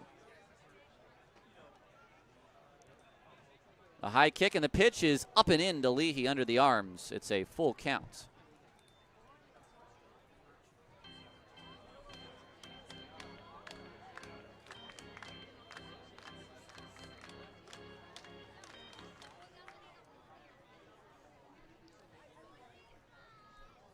The 3-2 pitch is hit out into center field. Moving back is Wallace. Still going back, and it's a home run. That thing just kept carrying 396 feet. A long, deep drive to center field. It's what I would call a very long doubter. At least from this broadcaster's perspective. A 2-run shot for Leahy.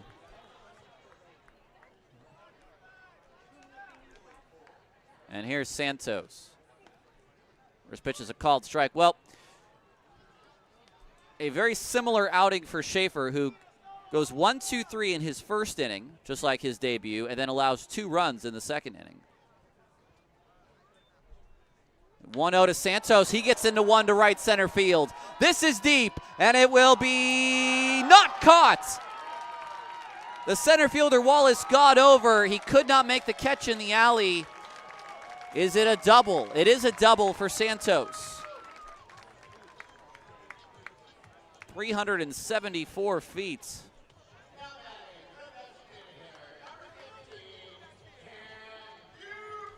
It is 13-6 Oakland as Buford now bats.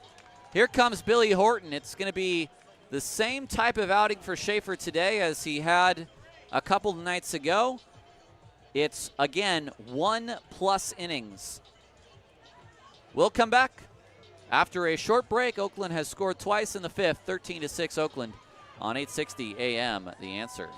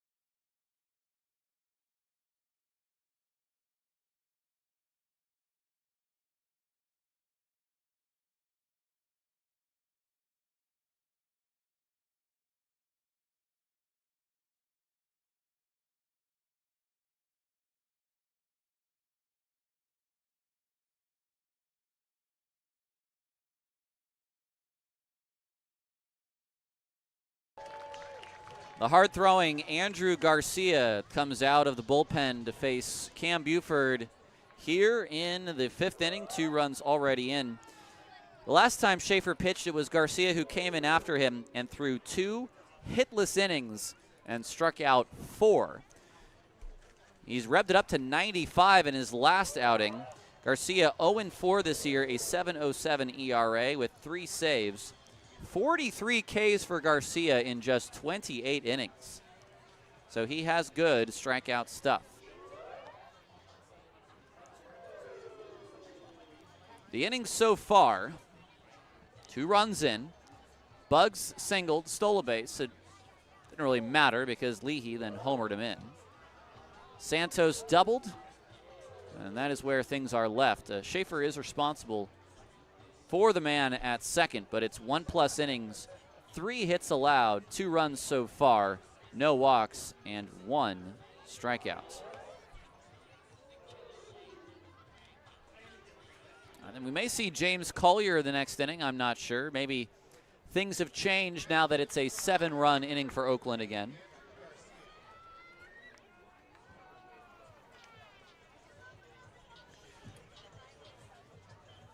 Kenneth Stiller says Mel Brooks to be or not to be as a musical or play. Again, we are going to have a Mel Brooks category for Jewish Heritage Night tomorrow, so save your answers then.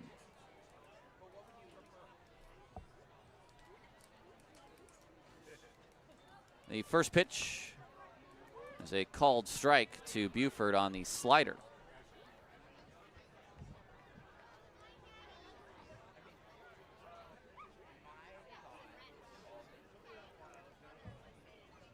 Garcia looks at second. Now kicks and fires. Oh, the breaking ball hits Buford in the back. And it is a curveball at 80.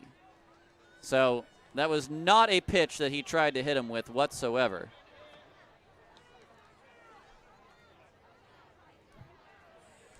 had our fair share of disgruntled batters in this series, but the breaking ball just out of the hand of Garcia incorrectly. 2 men on, nobody outs here in the 5th.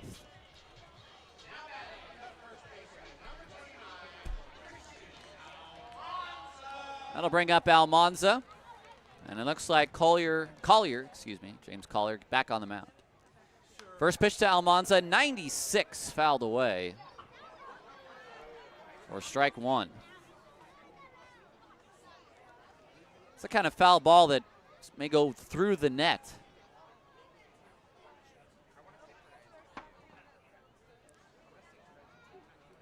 Oh, 1 from Garcia. Here's the pitch. Fastball at 95, outside. It's ball 1. Santos at second. Buford at first. 13-6, Oakland in the 5th. Defense playing behind both runners, and the next pitch is in the dirt at 94.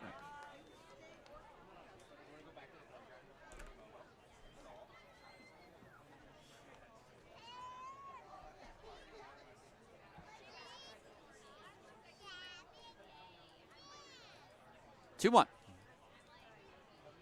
Almanza, weak grounder, foul.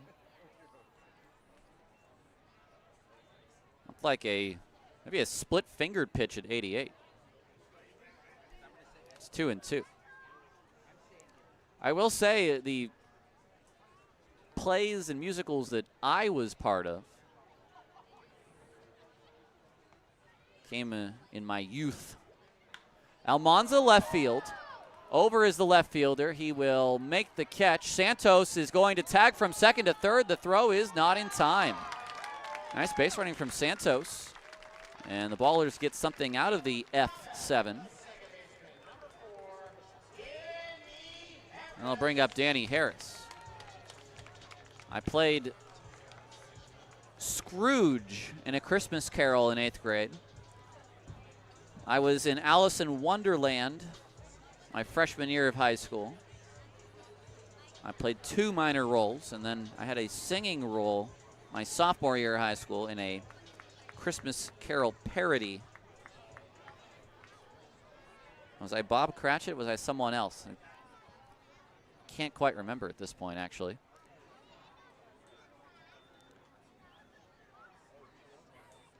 Stepping off is Garcia before the first pitch to Harris. Runners at the corners with 1 out in the 5th. First pitch is up and in.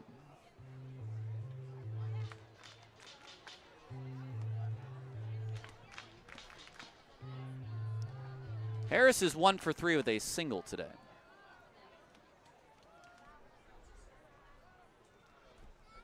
Half swing. It's a called strike anyway, and it's 1-1. 85 on the outside. Danny was geared up for 95, it appeared. 1-1 to Harris. Throw over. Buford gets back. Not a bad situation to send Buford. You're up 7, but I don't trust. I'm not trusting anything today, I'm sorry to say.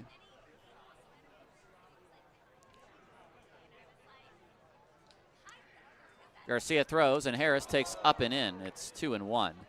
It's a good count to run on. That fastball at 92. And here's the thing. Best may not even throw through on a steal. The 2-1, off the plate, 3-1. Well, now you don't run. Because with ball 4, you get nothing out of running. And if it's a strike, then you put the base runner at risk.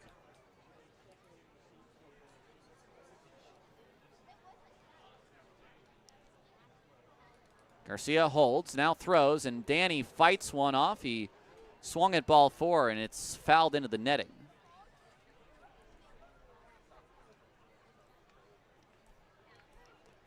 That was 91 up and into Harris, who just was, I don't know, maybe just a little swing happy there. Santos at third. The third baseman, Denning, is even with the bag. And now that's the third. That's a step up for Garcia. That's a balk. I don't know what he was doing. Both runners advance. He threw over once, and he stepped off twice. That is just an unforced mistake. His third disengagement. Wow. One throw over and two step-offs. A run scores. And that is just a terrible way for Schaefer to give up a third run. The next pitch is outside at 94. Schaefer's got to be going. You got to be kidding me. You can close the book on him now. It's 1+ innings, 3 earned as Santos scores. Before the first pitch of the at-bat, Garcia disengaged. Then he threw over once. And then, I don't know if it was just the pitch clock or he wanted to I don't know what it was, but he didn't think about it. And he stepped off a second time for a third disengagement. Pitch to Allgaier is inside for ball 1. So a hit by pitch and a walk allowed by Garcia, and the inherited runner scores on a balk. It's a third run. It's 14-6.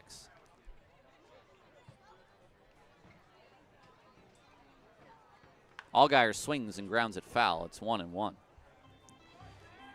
I think that is truly the first time I have seen that in the Pioneer League with the disengagement rule.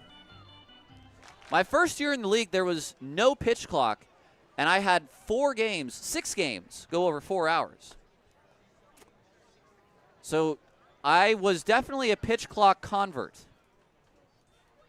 The 1-1 is in the dirt. 2-1.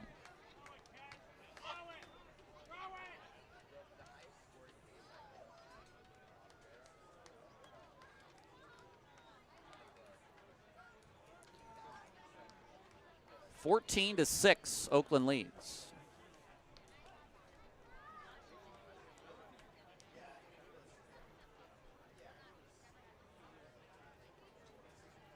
Garcia kicks and fires. Allgaier hits one into the glove of Garcia. It's out of the glove of Garcia. He picks it back up. He throws to first. It's out number 2. Both runners will advance.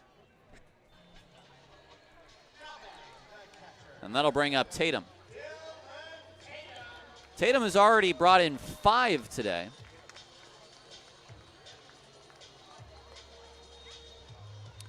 Well, 14 runs matches their total from yesterday when they scored 14 after back-to-back 11-run performances.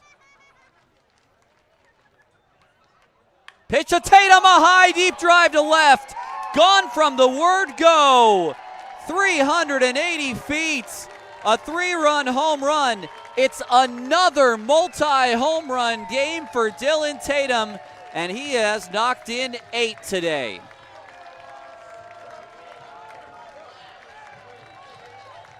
My word.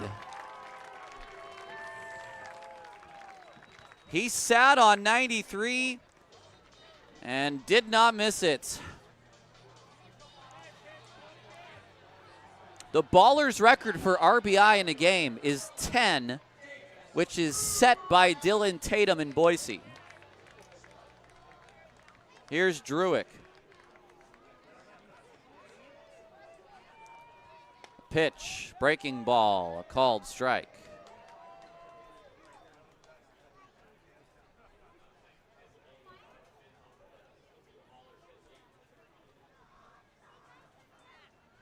The next one is outside. Well, 17 runs for Oakland.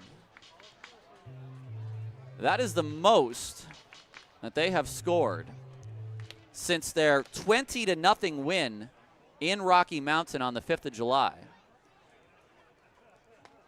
Next pitch is swung on and missed. It's 1-2. Well, it's now 3 earned on the line of Garcia.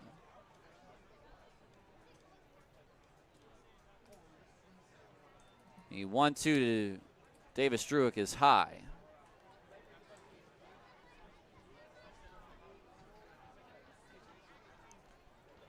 That was the biggest no-doubter of the day.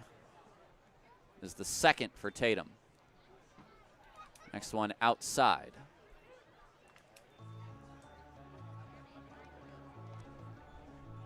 Technically, this is still our question on the answer segment in the 5th. It's a 6-run inning. The 3-2 to Druick is inside for ball 4. 9 hitters bat, and now a 10th. Kenneth Siller says 6, a musical about the 6 wives of Henry VIII was great. Ballers Love wants to know, Tyler, has anyone in the Pioneer League stolen first? And stolen first is the colloquial term for the dropped ball rule, which means you can take first base or try to take first base on any ball that gets past the catcher. I have not seen anyone try that yet. The first pitch to Bugs is outside for ball 1.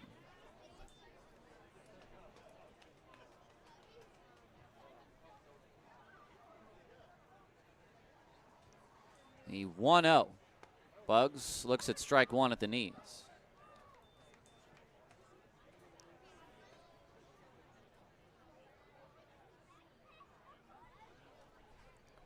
The 1-1 to Darrell. Looks at a fastball high and away. Well, it's now 26 pitches for Garcia in the 2/3 that he has thrown in this inning. Collier is still warming in the pen. And the pitch to Bugs is swung on and fouled out of play.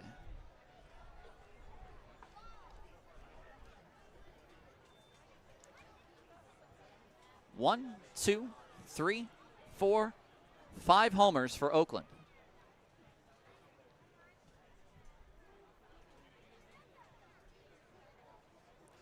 The 2-2, Bugs swings and misses. And that is the inning. 10 batters, 6 runs.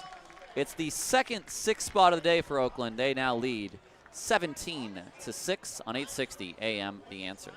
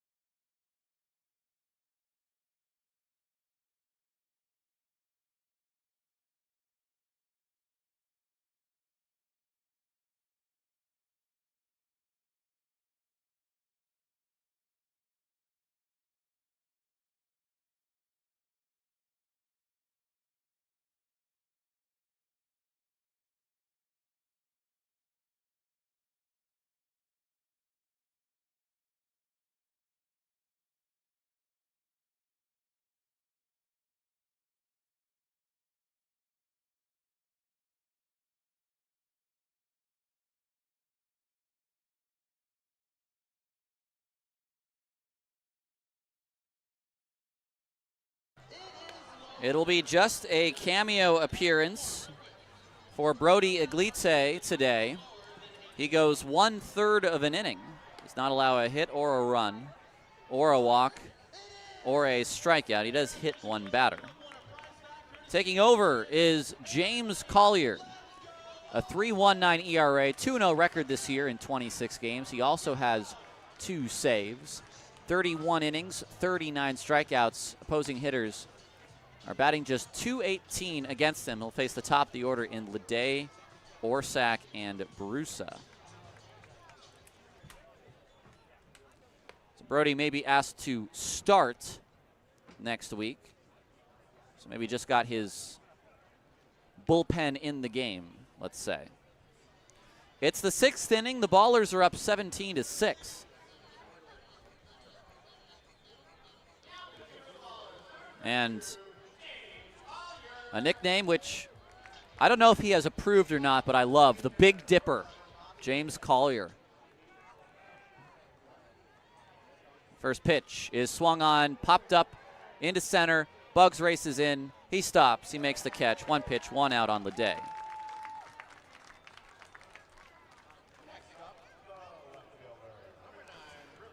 The Ballers took 11 of 12 from Rocky Mountain earlier this year.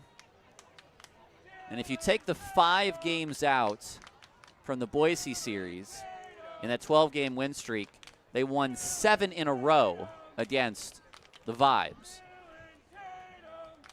First pitch to Orsak is out of play. It's been different here. In the 9-game winning streak, all 9 have come against this Yuba Sutter team. The 0-1 fouled back. So a 10th win today.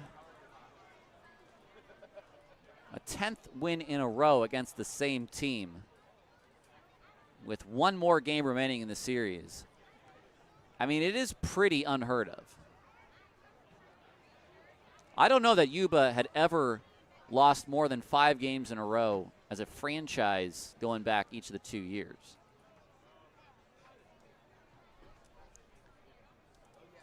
An 0-2 pitch. Orsak, line drive, left field, base hit. That will let Brusa bat, who's homered twice with a man at first.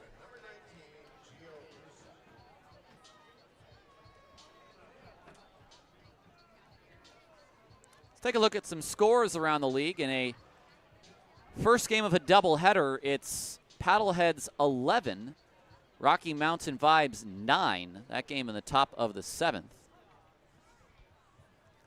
At the moment, this may be a second half where the 2 teams in the top of the league are again the Paddleheads and the Ballers, because well, both teams just are not losing.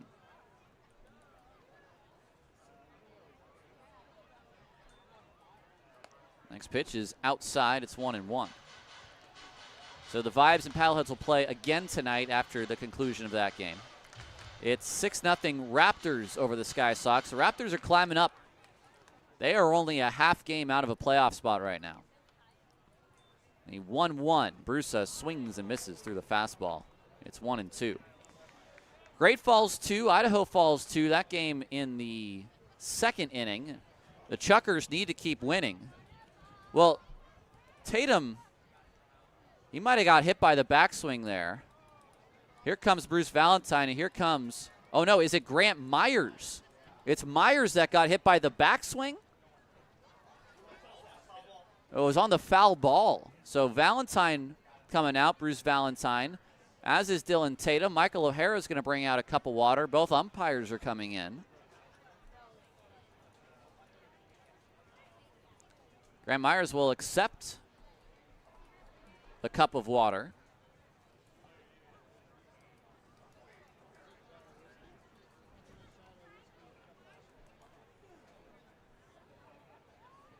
Did it get him in the mask? I don't actively watch the output on Flow. Myers is going to give a thumbs up and a nice chat from the crowd, clap from the crowd. Okay. We'll resume our talk about the, what do you got there, Brennan? A Kind bar? Oh, delicious. Did you bring stuff for the whole class? Oh, that's too bad. Here's Gio Brusa. I don't care anymore. Thanks. 1-2 on its way. It is down low.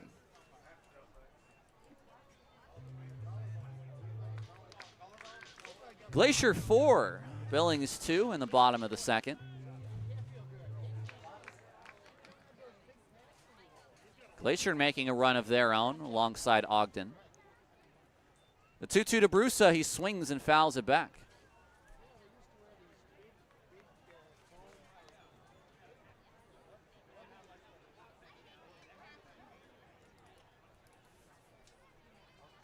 (17-6), Oakland leading here in the 6th.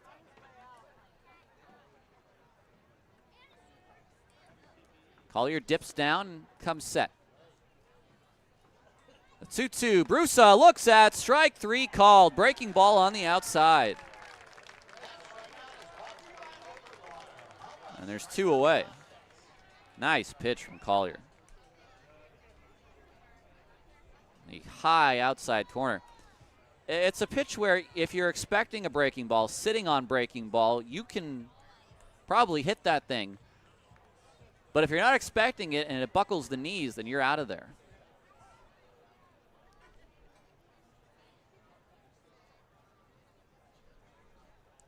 Here's Cuba Bess, who hits one to right, pretty deep. Back is the right fielder, Santos. He makes the catch on the warning track for the final out of the 6th. It's a 4-up, 3-down inning for Collier. No runs on a hit, no errors, and a man left on base. We move on to the bottom of inning 6. It's the Ballers 17, the High Wheelers 6 on 860 AM, The Answer.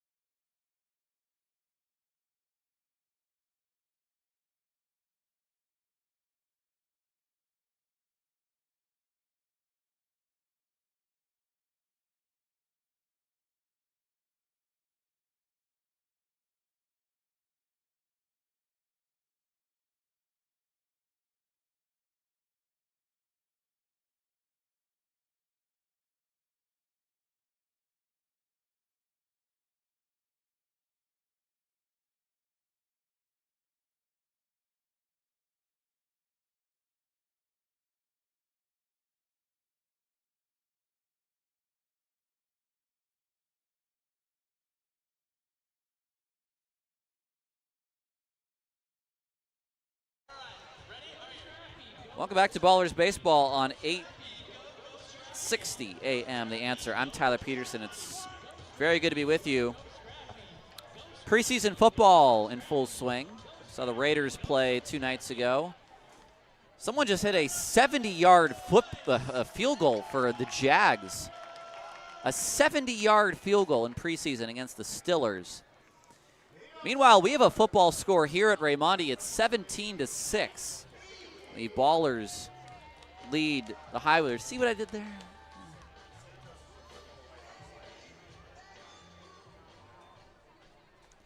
Here is Leahy. First pitch is fouled away. Leahy, a home run in his last at bat. That's home run number 12 as a professional. He was also hit by a pitch. He scored 2 runs today. It's the hard thrower Garcia still out there. 3 earned runs on his line from the 5th. Next pitch is swung on, fouled, out of play. This right now is on pace for our longest game of the series, as we are about 2:10 in, and we are not through the 6th inning yet. 3:13 was the longest of the series. Now just imagine no pitch clock. The 0-2, Leahy takes high.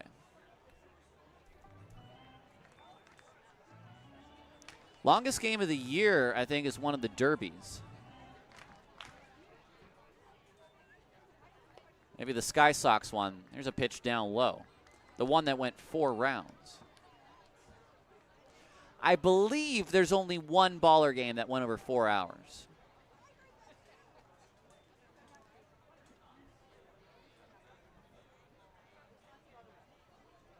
The 2-2 to Leahy is a fastball high. It's a full count to the Ballers shortstop today. Trey Cobb a night off. No Tyler Best in the lineup. No Lou Helmick. Ground ball foul. It's 3-2. No Tyler Lozano.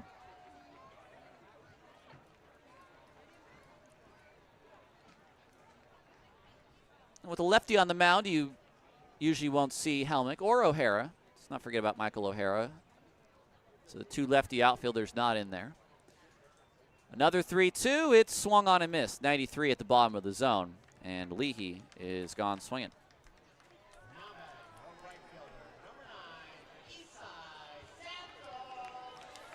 Isai Santos is on cycle watch. A homer, a single, and a double in this game.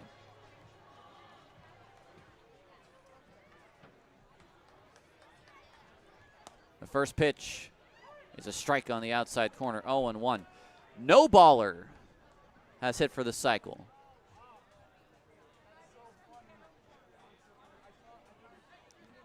The 0-1 is high and off the plate. 2-0. Where would you have to hit it for the cycle? Deep center field off the wall? Right down the right field line? I'll say this. River Orsak is practically playing, not River Orsak, Cooper Hex is practically playing in center field. He's so far over from the line. Santos fouls this one out of play. If he were to sneak one down the line like he did yesterday, he could have 3.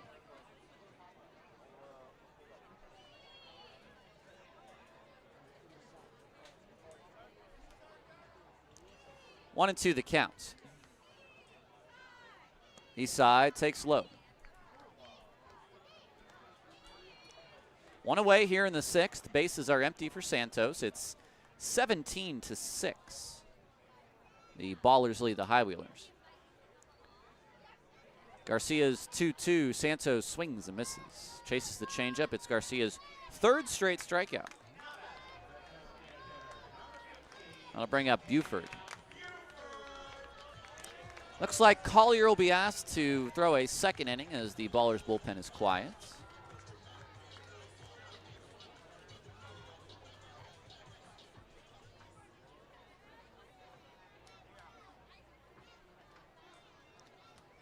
First pitch breaking ball is down low.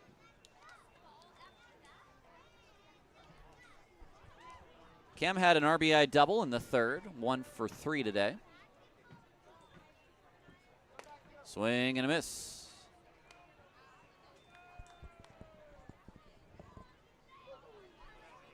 One and 1. Next pitch is inside. Paul, I only have 2 watches. I have cycle watch and sombrero watch. Nothing else gets brought up. But we do watch for them. The 2-1, that's outside. Actually, we might have had Homer watch the other day, too, because we were seeing if someone had 4 home runs in a game. The 3-1. Line drive to left center field. That'll get down for a base hit, and it's going to be extra bases for Cam. He'll have a stand-up double, his 2nd double of the day.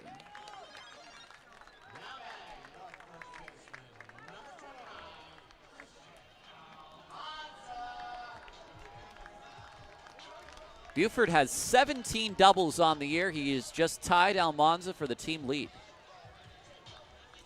I don't think anyone's going to catch Dondre Hubbard's doubles from last year. I believe Hub had 27 doubles.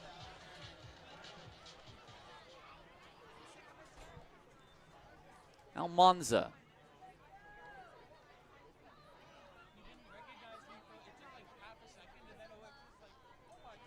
First pitch, Christian takes down and in. Not the biggest night he's ever had. He's 0 for 3 with a walk, scored a run. Runner at 2nd, 2 outs in the 6th. Swung on, fouled into the glove of Bess. Do we have a new catcher, or is that still Cuba Bess?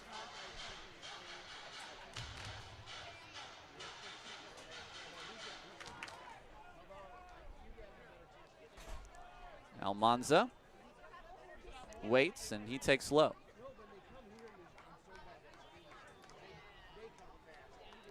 I think that's Connor Denning behind home plate. It is.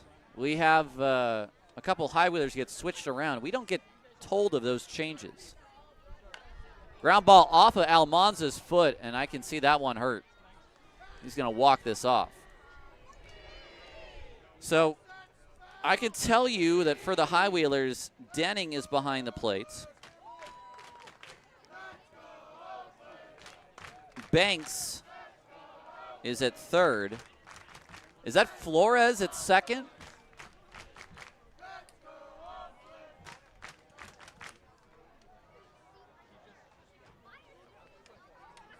that's Randy Flores at second base, which means that Flores might be in the game for Bess.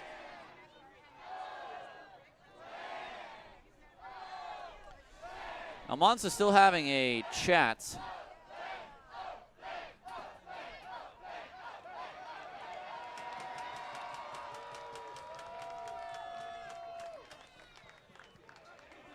with Bruce Valentine, but now he's back in the box.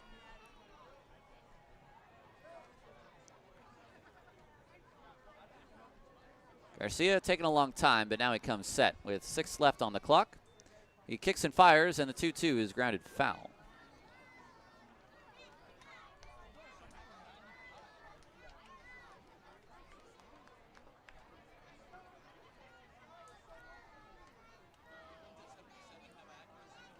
(17-6), Oakland leads in the 6th.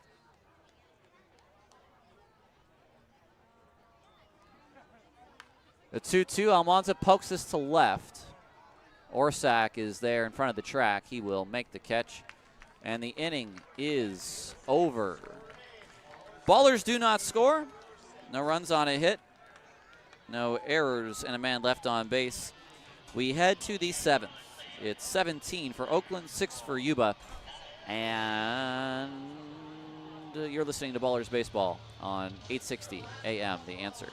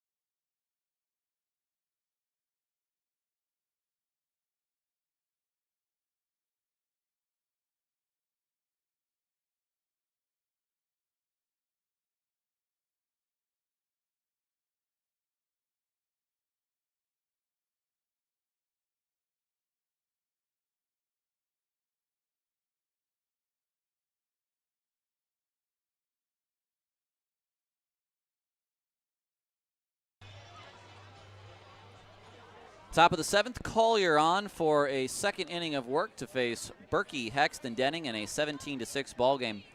Carl O'Connor brings up a good point on our YouTube chat.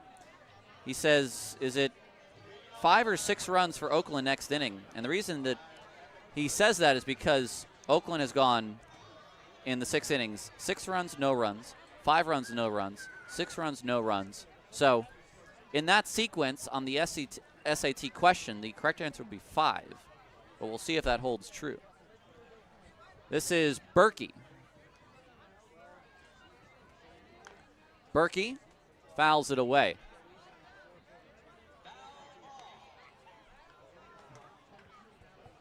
Berkey has walked twice. It's not Berkey rep night, it is Berkeley rep night, which is probably why he hasn't hit a homer yet. Now watch him hit a homer here. Swing and a miss. Okay, good, I'm off the hook. Woo! It's 0-2. Would have had Christy and the rest of the chat mad at me after that.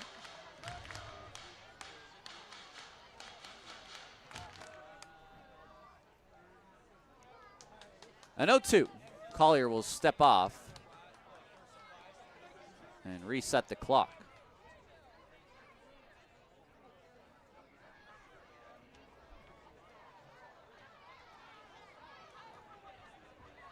Collier's 0-2 pitch is a ground ball up the middle, and that's a base hit for Berkey.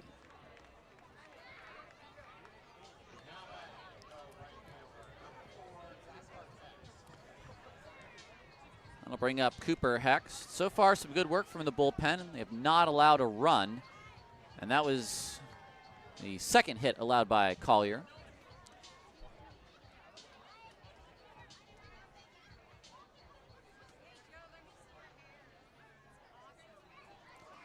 Hext homered in the 5th, a double and a home run off of Butts. Fastball is a called strike. At the top of the zone, it's 0-1.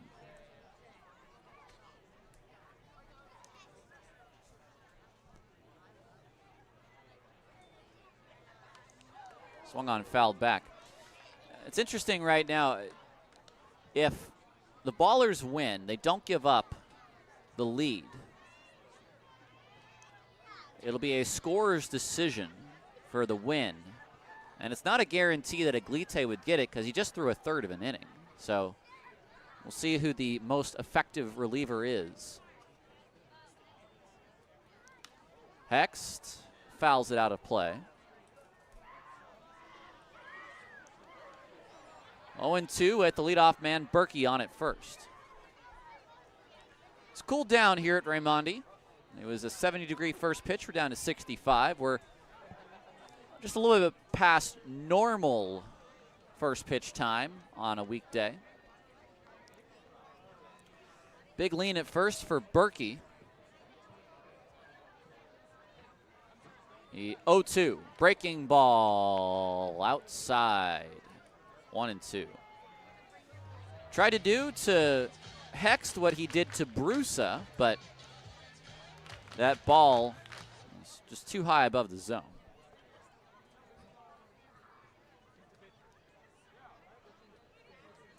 It's a 1-2 now, and it's a swing and a miss.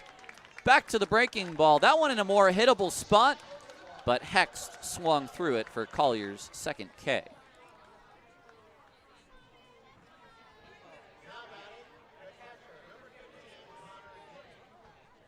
That'll bring up Connor Denning, who is currently the catcher.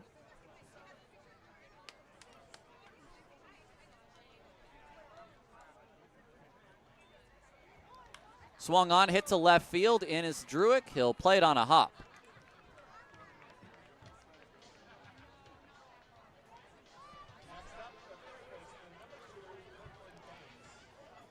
Two men on for Banks, who is now the third baseman in this game.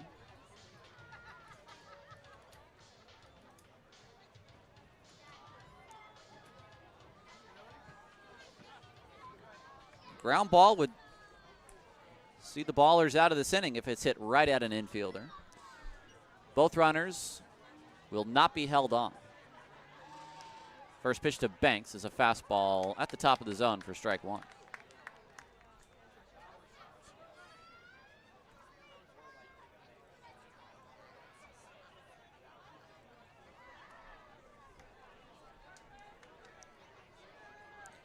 Collier to the dish. Fastball too high that time. Neither team has scored since the 5th. And you say, well, that was just 2 innings ago. Well, it was the first time neither team scored in an inning today. Next one, breaking ball hit down the line, foul. And foul by about 3 feet.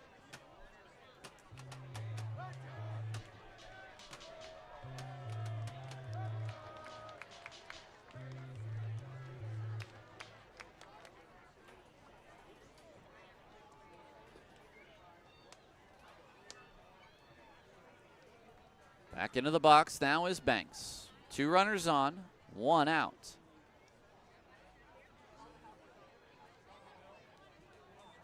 Collier fires a breaking ball, softly hit towards short. Leahy will have 1 play at first, and he gets the ball over there for the 6-3 ground out. Both runners will move up with 2 gone. It's Landon Wallace.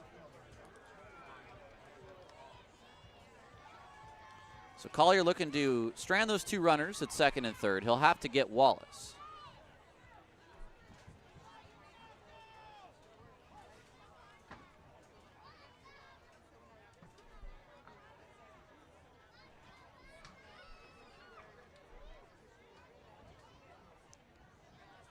The first pitch is a breaking ball inside for ball 1. Ballers do have all 3 challenges.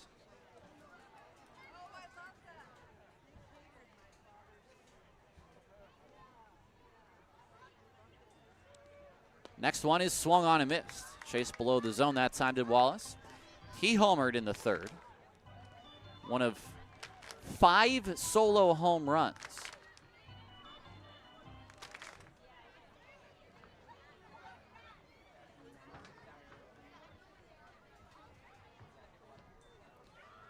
Breaking ball, that one catches the inside corner.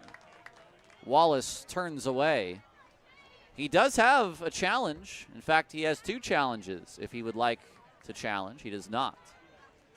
It's a decent situation for Wallace with 2 runners in scoring position. Now it's a 1-2 pitch. Collier fires the breaking ball. It's challenged. It looked pretty good. It was taken by Wallace. Let's see.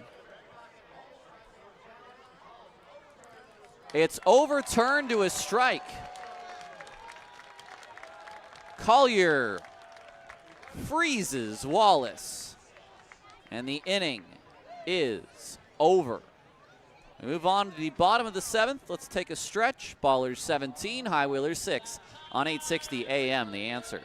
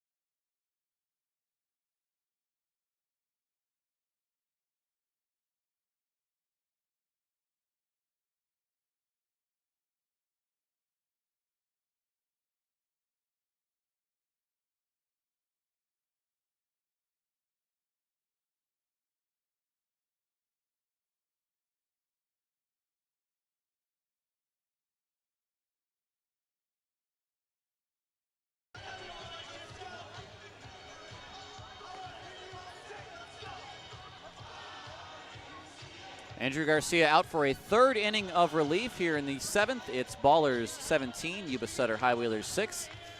I'm Tyler Peterson. We'll see Harris, Allgaier, and Tatum the first 3.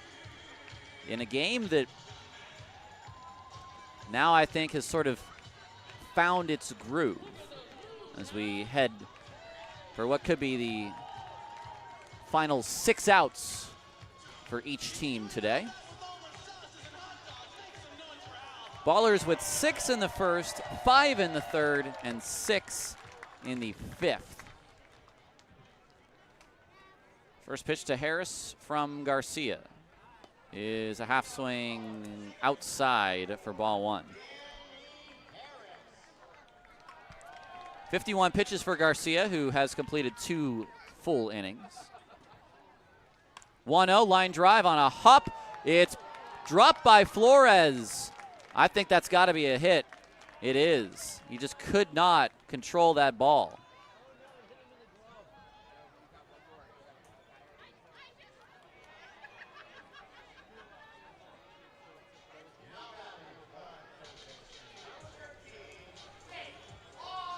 So Flores just have to adjust this all now within Presto. He's at second base.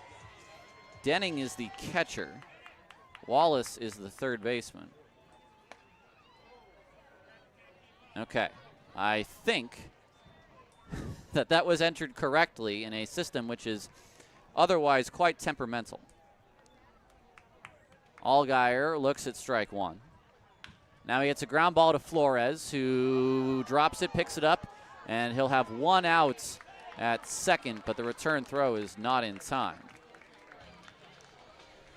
It's a fielder's choice for Allgaier, and the out is recorded at second, 4-6. Here's Tatum. 2 homers in the game, a 3-run home run and a 4-run home run, also known as a grand slam. The RBI double in the third. He's driven in 4 today. First pitch he takes on the outside corner, no, and now Denning wants to challenge.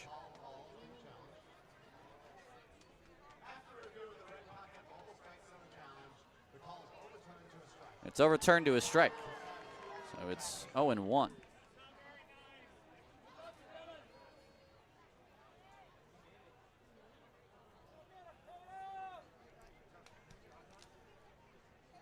First is Allgaier. The pitch to Tatum is a breaking ball in for strike 2. That was a nice one from Garcia. 8 RBI today for Tatum. The record for a baller is 10. He set that in Boise this year for a single game. Swung on and hit out a play. 93 on the outer half. May have chased one there to Dillon.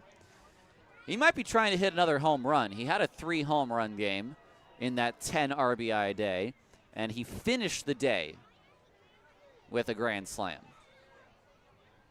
That's to left. It's shallow, though. Off the end of the bat, may have broken it, and Orsak will make the catch.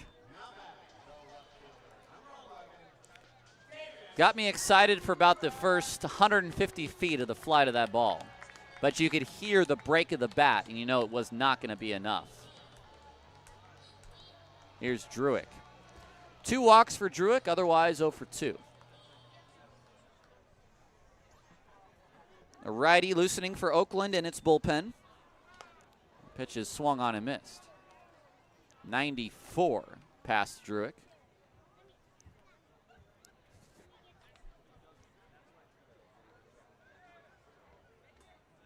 The 0-1 is off the dish. No, excuse me, called a strike. 0-2.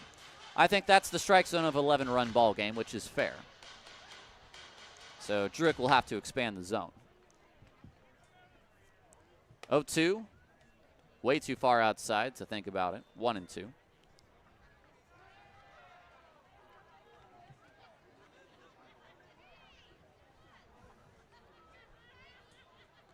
Garcia throws, and Druick fouls this off.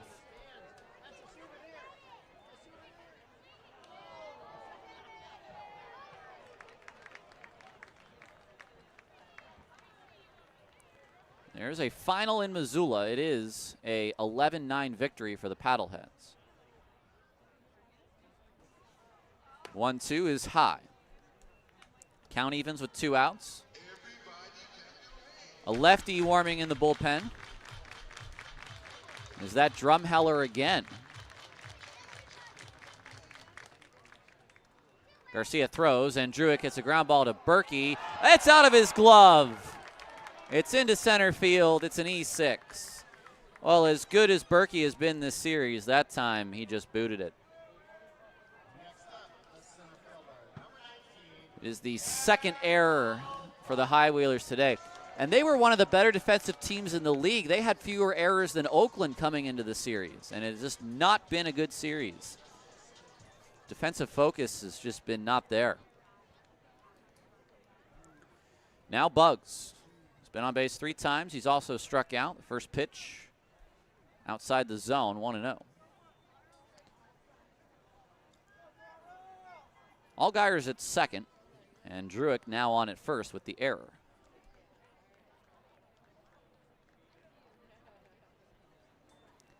1-0 to Bugs, a breaking ball that front doors him. It's 1-1. 2 outs in the bottom of the 7th.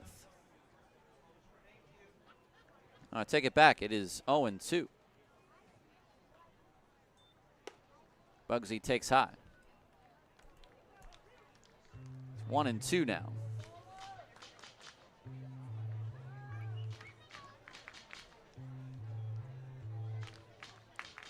Garcia comes set. The 1-2 is off the plate. And he did go around, says the first base umpire. Bugs can't believe it. Alan Walker, or Bill Shortridge rather, says he swung on appeal. And Bugs is dumbfounded at home. And I say that's an 11-run strike zone. Well, that's an 11-run check swing. And I will say, fair enough, but Bugs doesn't like it. But it's a 4th K for Garcia. Ballers do not score in the 7th, 17-6. As we head to the 8th on 860 AM, The Answer.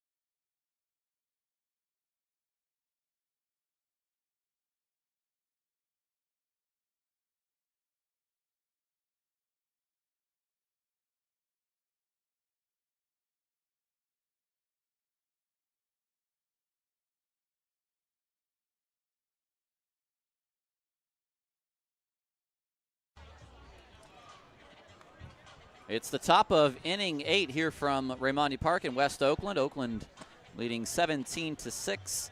Dylan Matsuoka out of the Ballers bullpen. It's 2 innings of relief for Collier. I need to call him by his correct name, James Collier. 2 innings. He did just let us know a couple of weeks ago that we had been saying it wrong, so we do appreciate it.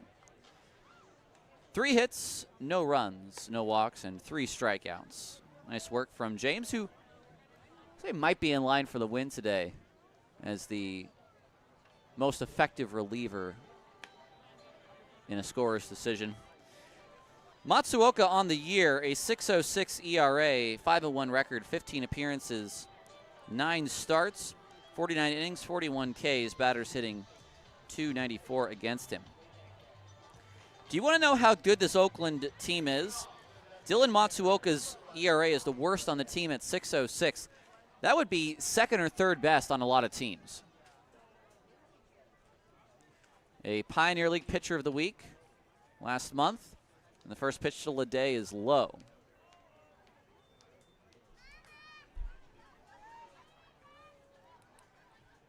Leday is 0 for 4. Breaking ball, there's strike 1. 6 runs on 11 hits, 2 errors for Yuba. 17 runs, 15 hits, no errors for Oakland. Leday to left, high and deep, and gone. Well, hitless no more. It's the 6th solo shot of the day for the High Wheelers. It comes off of Matsuoka, and it's 17-7. Ladies and gentlemen, for the 3rd night in a row, it is a magic 8th inning. If you have questions for the Magic 8 Ball, I have it here in my lap right now. Please enter them in on the YouTube chat. If you are sick of this segment, then I say too bad. The first pitch to Orsak is a called strike 1. Next pitch is fouled away. I have 17 runs on 15 hits and no errors.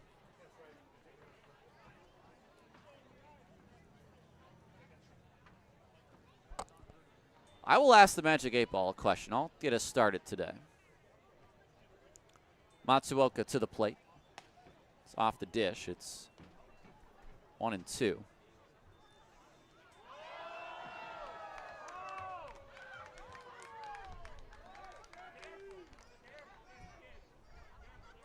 A 1-2 for Matsuoka is up and in. And Orsak had to get out of the way of that. Magic 8 Ball. When this game is over, should I pick up some food on the way home? Let me think of what kind of food I'm into. Next pitch is fouled away. Should I pick up some Chipotle on the way home? Let's see. Most likely. All right, so you're sort of leaning me, you're pushing me into it.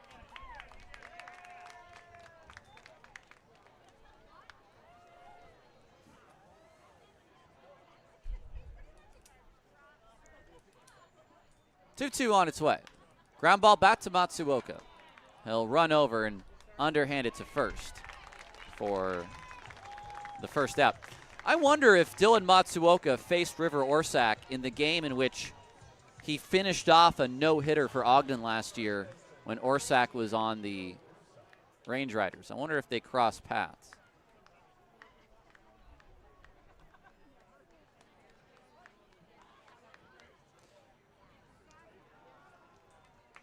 Brusa, broken bat single to center. First pitch he sees. Man on, a man out. Ben wants to know, oh Magic 8 Ball, if James Harris went bald, would he then be called James Hairless? The Magic 8 Ball says it is decidedly so. So good to know. Here is Randy Flores, who gets his first at-bat. First pitch is low. Flores came into the game for Bess in the 6th.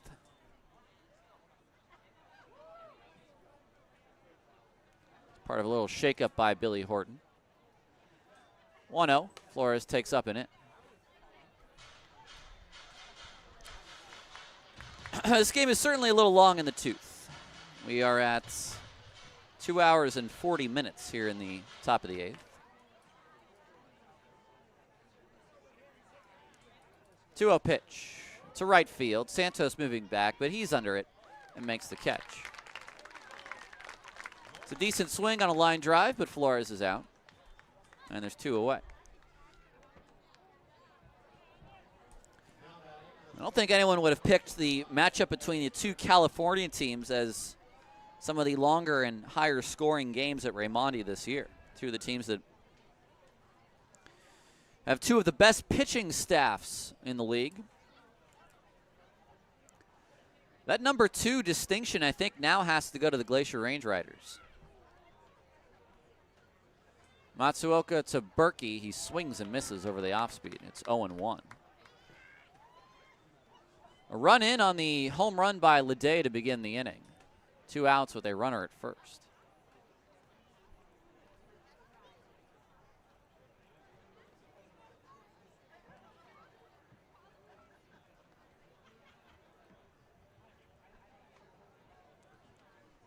The 0-1. Breaking ball is a strike. I think it's time for a Nevada Cullen segment. It's going to be a belated "That's a Stretch" here in the top of the 8th. The Ballers, in their final 26 games, need to go 22-4 for the all-time record. So this ball is hit out to left field. It's high and deep and gone. Berkey has homered for the 5th time this year. Or excuse me, this series.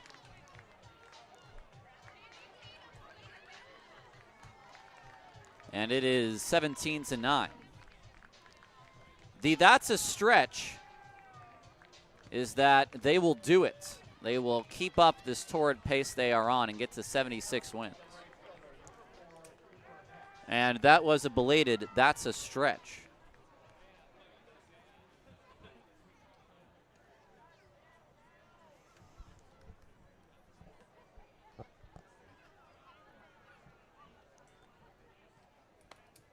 First pitch is a ball to Cooper Hext. So now 17-9 here in the 8th.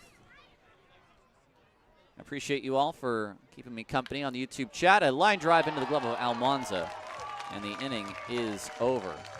It's 3 runs on 3 hits, no errors, and no one left on base. We move on to the bottom of inning 8. A 3 spot for Yuba in an 8-run game on 860 AM The Answer.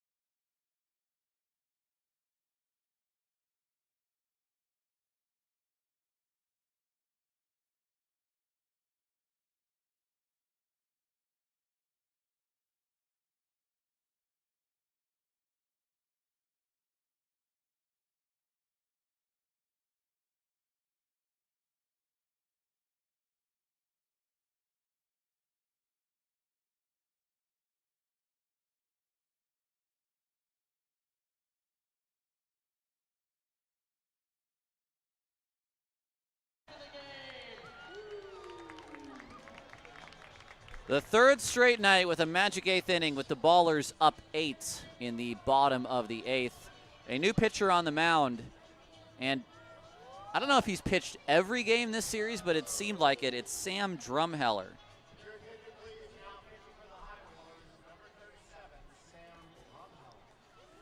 Drumheller has now pitched in 22 games, an 0-3 record, a 7.30 ERA.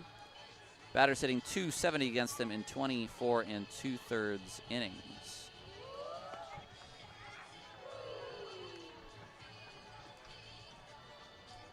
So Garcia, I think all things considered, you could say the most effective pitcher of the night for the High Wheelers.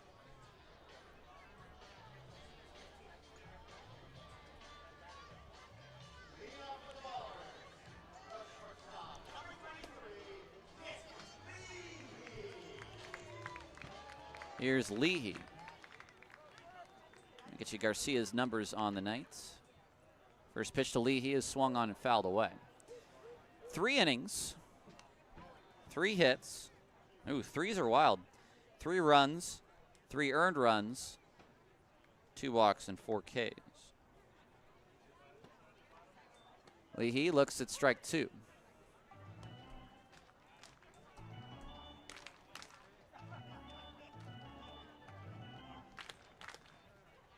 Matsuoka, we'll see him have the 9th as well. 0-2 to Leahy is a ground ball toward Berkey. He gets a nice big hop. His throw on the run is in time. There's 1 away.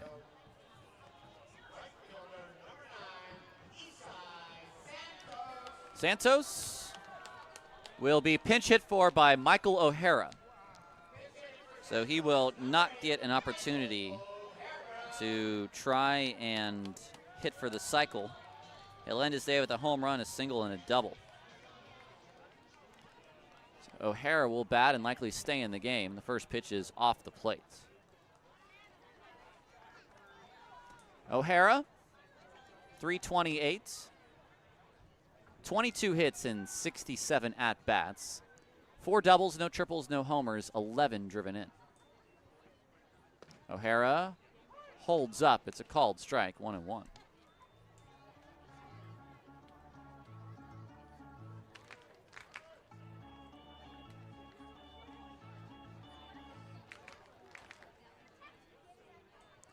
One to O'Hara. He hits a soft nubber. Drumheller can't get it. Flores picks it up. It's not in time as O'Hara beats out the infield single.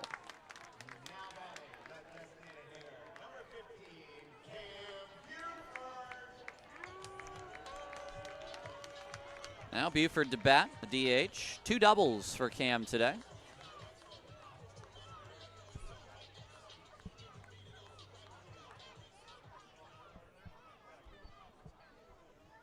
O'Hara leads off first in an 8-run game. The pitch to Buford is a called strike on the outside.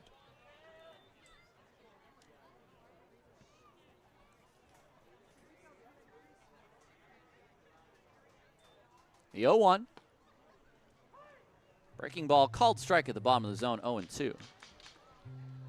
I do believe we may get a cameo appearance from Nevada Cullen tomorrow. He'll be returning from his assignment. Ground ball toward the left side and through into left field. Buford has his 3rd hit of the day.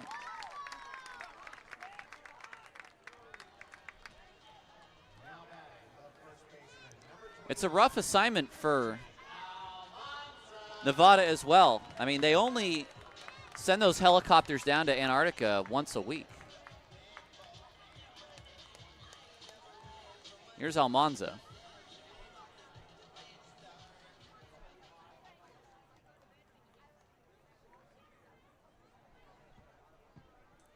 Drumheller's first pitch to Almanza is up the middle. Second baseman Flores cannot make the play. Oh, yes, he does. The glove flip is in time at second. Flores stabbed at it, dropped the ball, but still somehow had enough time to get Cam out at second.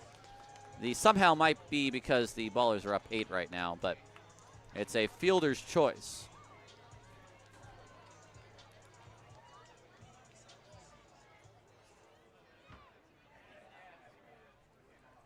It looks like he did just get him on replay. First pitch is outside to Harris. 17-9, Oakland leads in the 8th inning.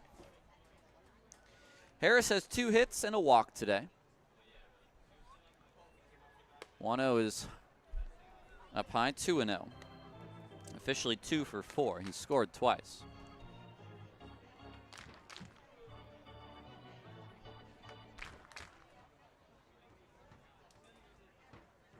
Harris, a big cut and a miss. 2-1. Matsuoka will face Denning, Banks, and Wallace, 7, 8, 9, to try to finish this one off.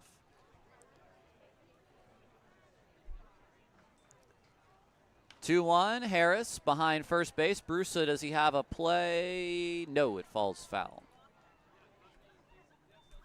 2-2.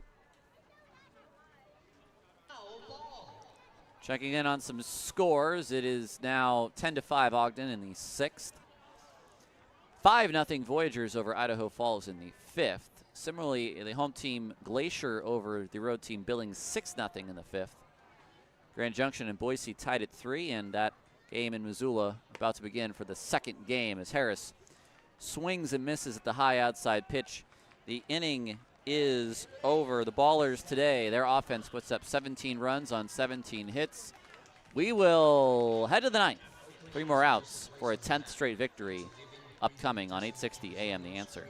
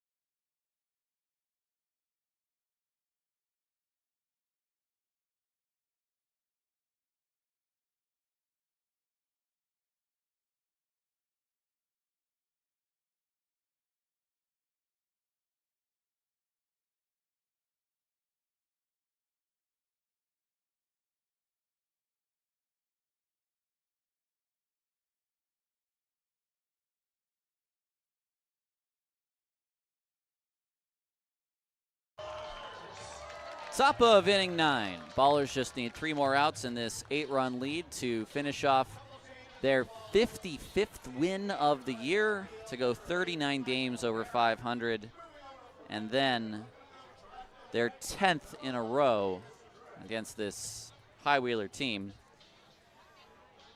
One change on the defensive baseball diamond. Druick goes from left to right, and O'Hara, who pinch hit for Santos, stays in the game at left. Here is the switch hitter Denning, who homered. Actually, all 4 of his at-bats have been good ones. A RBI ground out in the 2nd, a solo shot, a walk, and a strikeout. Now a ground ball to Leahy on 2 big hops. The throw across the diamond is in time. 1 pitch, 1 out in the 9th.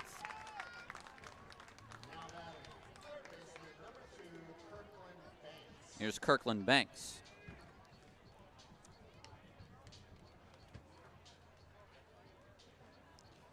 This game may defy my expectations again if it's under 3 hours. 7 minutes to that mark. Matsuoka to the plate. It swung on a miss. Well, now that I've said that, we're in for a knockout round in a 25-25 game.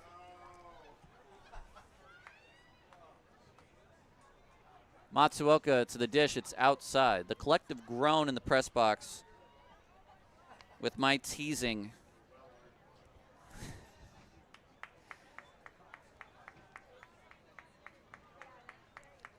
The 1-1 on its way. Ground ball to Allgaier on 1 big hop. A throw across in time, and Banks is retired 2 away.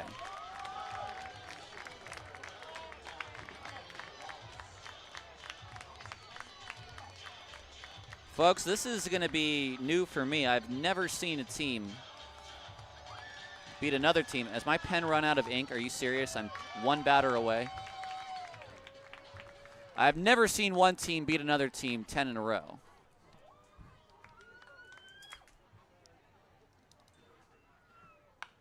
Ground ball, Almanza, Fields. He will have no play.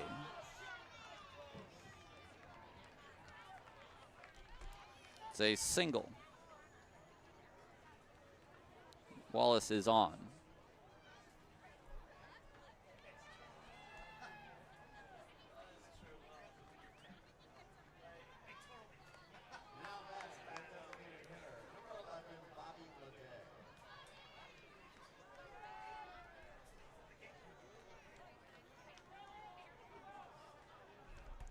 Here's Ledet.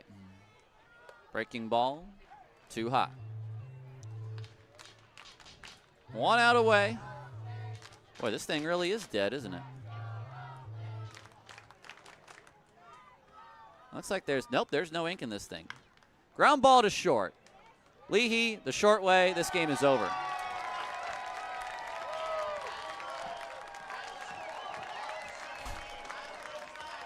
Two hours and 55 minutes. Another win for Oakland. 9 runs, 15 hits, 2 errors. 17 runs, 17 hits, no errors. They just keep going.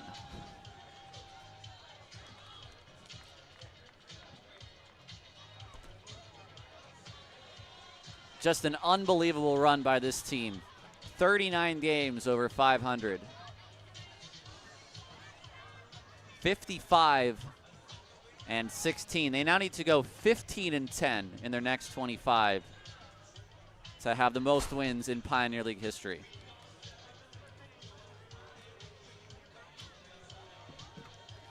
We are standing by with Casey Pratt. He will grab a member of this Ballers squad for a post-game interview. I think we all have a pretty good idea of who that's going to be, and we are going to send it down to the field where Casey is ready with Dylan Tatum. Thank you, Tyler. I'm here with Dylan Tatum. Dylan, 8 RBIs today? Are you serious? And that's not even the most you've driven in one game this season. So what is clicking for you right now at the plate? Oh, man, honestly, just trying to keep it simple, see something over the middle of play, and take a good swing on it. Now, this is not an easy series, but you saw up on the video board 10 straight wins for the Ballers. Everything seems to be clicking for this team, offense, pitching, defense, everything. So, I mean, what more can you say about the boys in this series so far? Oh, it's been great. I mean, yeah, it's a tough team. Our pitchers been throwing strikes. Hitters, obviously, hitting's contagious. So once we get hitting, it's a lot of fun. So. Yeah, big crowds on this series, too. I mean, we got one more at home on this homestand before we go back on the road. So what's your message to the Oakland fans about showing up tomorrow? Let's get a sweep tomorrow and show up and make some noise. Let's do it. Go, Dylan. All right, Tyler, back to you. A sweep is possible tomorrow. The Ballers, who have a 6-game sweep under their belts in Rocky Mountain this year, can somehow go for another one at home against the High Whalers. We'll take a break. We'll come back. We'll have a short post-game show. This is Ballers Baseball. They win again on 860 AM The Answer.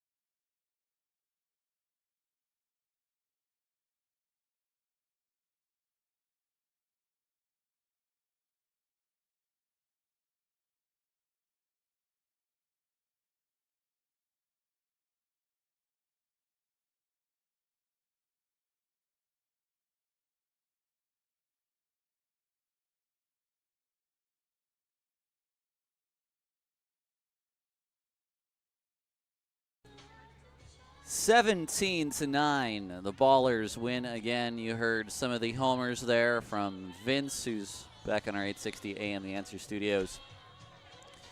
55-16 the record is now for Oakland, 18-5 in the second half.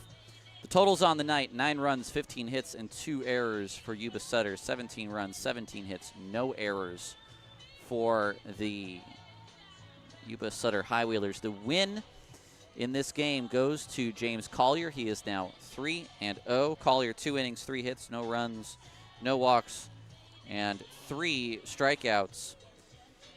The loss goes to Matthew Cavanaugh, who gave up the 11 runs in 3 innings, 9 hits, 3 walks, and 2 strikeouts.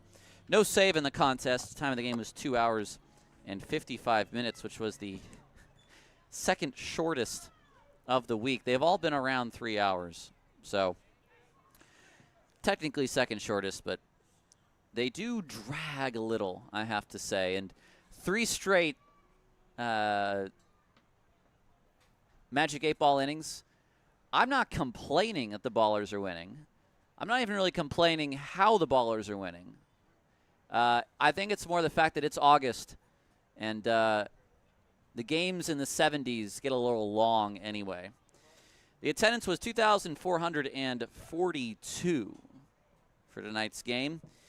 Reed Butts was not at his most effective today. He allowed 8 hits, including 5 solo home runs, a pitcher who has only allowed a total of 7 on the year, allows 5 in one game. He walked 4, and it was the walk to Banks that ultimately, the walk to Denning that ultimately allowed him to not face Banks in just 4 2/3. Reed was not very happy about that. I cannot blame him, because if I was on the mound and I was under 80 pitches, I would want an opportunity to finish out my day too, but they went with Brody Iglite, and Iglite, after hitting Banks, got Wallace to line out and did not allow any inherited runners to score. Now tomorrow, Noah Milliken will start on Jewish Heritage Day. Milliken, who is culturally Jewish. We saw a shirt he was wearing on Instagram. You can pick one of those up if you come out to the ballpark tomorrow. And we do hope to see you there. It's the last game of the homestand. We will be gone for a week. Nevada Cullen will have all 6 games for you on 860 AM The Answer in, where are we going? Colorado Springs to face off against the Rocky Mountain Vibes. And then I believe we're back for 6 with the Boise Hawks. First time the Hawks come to town this year. 2 more series, in fact. Just 12 more games after tomorrow. 6 against the Hawks, 6 against the Voyagers. 2 opponents that did come to Raimondi last year. And I believe the Ballers split the series with both teams. So the Ballers all-time 3-3 against the Voyagers. This year, of course, they've handled the Hawks in the 6 games in Boise. They won that series 5-1. 10 straight for Oakland over this High Wheeler team, and they will go for an 11th straight tomorrow and put them just 1 off their all-time record of 12 in a row. Let's see if they can do it. Milliken on the bump for Yuba Sutter. They have not yet announced the starter. Let's see who they go with. I want to thank Vince, Gavin, and Ben for putting us on the air today. I want to thank all of you that tuned in today to listen to this broadcast. My name is Tyler Peterson. It's been a pleasure to be along with you today for this presentation of Ballers Baseball.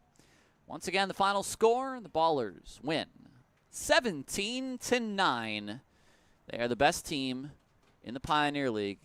They have been for a while, and they continue to prove that day after day. They might just be the best team in the Pioneer League of all time, and we will see whether that is true in the next coming weeks. We'll see you tomorrow at 1 o'clock Pacific, right here on 860 AM The Answer. Enjoy the rest of your Saturday evening.